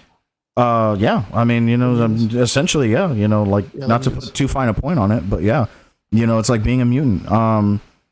You know, you either have it or you don't. But now it's like Sabine, like literally has been told like she doesn't have it. Well, But, like, the she shows- does sucks. just not to the extent that like like a true Jedi Padawan would have. Yeah, I think, but it's crazy because like in Rebels, I know I don't want to drag this on too much because I don't want to talk about it way too long. In Rebels, it's literally stated like she does not have force sensitive powers, but she's trained in the Force because she needs to learn how to wield the blacksaber. And the blacksaber is very technically almost like the way you got to like in tune with it emotionally or whatnot to be able to wield it, because it's heavy for its wielder. Like you take its emotions, right? But she's not claimed to ever have powers of like a Jedi. She needed the It's just- Bo-Katan, but fucking you see her whipping that bitch Yeah, around. she whipping that bitch around like it was like nothing. Yeah, man. so that's why I'm kind of like, dude, like I know what you mean, but Yeah, it's you a know, little weird. It's a little wonky. Bo-Katan throws that fucking notion right out of the fucking window. Yeah, dude. Like it's crazy. I feel like there's just like little. I would consider it nitpicking, but so far like the show's not too bad. But Brian, I think you're 100% correct. It's taking way too much time, and it needs to kind of have like heavier hits. It can't drag on like the way it was. Like it can't drag on the way it's going. And the Like, the episodes are next getting pacing. shorter. Like I don't understand that. Yeah, that's kind of weird. But that's why they gave us 2 episodes. That's why they gave us 2 episodes in the beginning, because I bet you all the episodes are going to be like 30 minutes long. Bet. Yeah, like I can see that. And I don't think that that's going to work. Bet. I don't think that's going to work. That's a short amount of time to fit a lot of shit in. I see all that happening. That's scary. Dude, how many episodes are we supposed to get? 10? 8. 8. Oh, 10. Oh, 8 or 10. no. It's 8. Yeah, Is- it's 8. You know, here, let me look. Yeah, I because think I was it's going 8. to say like I have 10 it up. episodes, dude. 10 episodes would be like, okay, like I It's can do 8. that. It's 8. 8 episodes. Last man. one is October 3rd. It'll be 8. Yep. Yeah. It'll be 8 October 3rd, just like you said. Yep. Well, I will die on this platform and say Dave Filoni has not let me down yet. Let's hope that this isn't the fucking first time with his IP. Like the Rebels is like his baby, you know what I mean? I really hope they don't let us down. So far the series to me, high 7, mid high 7. What about you guys? Yeah, I agree with that assessment. Okay. Likewise, 7 is probably where I'm at 7. right now. Guys, if you haven't checked it out, there's 3 episodes to Star Wars Ahsoka Tano on Disney Plus. Go check them out. Not too bad. Come on and tell us what you guys think when you guys check them out. Boys, it's about that time. It is. I hope that you guys have a relaxing weekend this weekend. Don't go fucking do crazy things. Just learn to chill. Just kick back and relax as much as you can. Is there anything that you guys are doing this weekend that you guys want to let us know? What's going on? I'm going back to work. I will be at the Still Tap tomorrow, making those fucking fine cocktails. I can't And wait to go by, man. yeah, man, just make sure you wear a collared shirt, please. Yeah. Yeah, man, you and Christella, dude, fucking come Yeah, most by. def. You know, it's definitely, and we have talked about doing like a bit of a nerd night, you know, kind Oh, that'd of. be cute. Yeah, man, kind of bringing a different crowd and stuff like that. Thought Dude, about why bringing the don't- pinup girls for rockabillys and stuff like that. Why don't you, You do know- a fucking Top G night, dude? Dude, nah. Cigarettes and whiskeys and shit like that. Well, One guy- actually, today was cigar night, hosted by Manicore Lounge over at Still Tap. So yeah, You man, put there a- will be smoking cigars outside and a nice fucking little Brian's face pop-up right now. tent, when I you said know, that, he was dude. like- Oh man, it's sick as fuck though, dude. For real, like it's It super looks fun. beautiful. The pictures look fucking great, dude. And when Brian comes down, we're gonna make sure I take him over there too, man. We're gonna Yeah, go- man, you gotta we're like, gonna have a yeah, you gentleman's like. night, man. Honestly, Brian, you're gonna enjoy it, dude. I really I know think it. you're gonna enjoy it. And not only that, George is a brother to me. The guy's family. Yeah, he's And a Brian, you're one of my beloved boys, friend. and I would love to introduce you to like my circle of friends, so that way you're a Okay. part of this family as well. Dude, he was my Um, jujitsu trainer, man. You know. Yeah. So, guys, I got to say thank you guys for being here with me. It's so cool to have both of you, and it's so good to be back, man. I had a good time last week. I got to hang out with RJ Mitty at his birthday party, Mr. Breaking Bad himself, Walter White Jr. He's from the Brownsville area, and his girlfriend called me up because she said that, like, he was very, like, you know, he's very close to us. So for all the stuff, and he really wanted to have us like around and stuff. So if we get that opportunity, I'm gonna make sure RJ gets around, and we'll probably bring him on the show soon. So man, I would love that. Love that. Love that. Fun. And yeah, we had a pretty cool weekend, man, and I had a great time, and I can't wait, like I said, like to have you guys all a part of this, and bring RJ on here, and kind of bring us all together like one big happy fucking family, dude. Oh, yeah. I hope you guys, and I hope everybody in the comment section, thank you guys for staying with us this entire time. We appreciate every one of you, to all our extraordinary listeners. We appreciate every one of you. We hope you guys are safe and you have a great weekend. We'll see you guys again here next Friday, Average Boys Podcast. Don't forget to like, share, subscribe. Do all of that cool stuff. And then, of course, like, help us spread the word. We're trying to build our YouTube and our Spotify and all that stuff. Just let people know what's up. Tell them where they can find us, and come and just have a cool nerd conversation. Hope to see you guys here next Friday. Love you. See you guys again next week. Peace.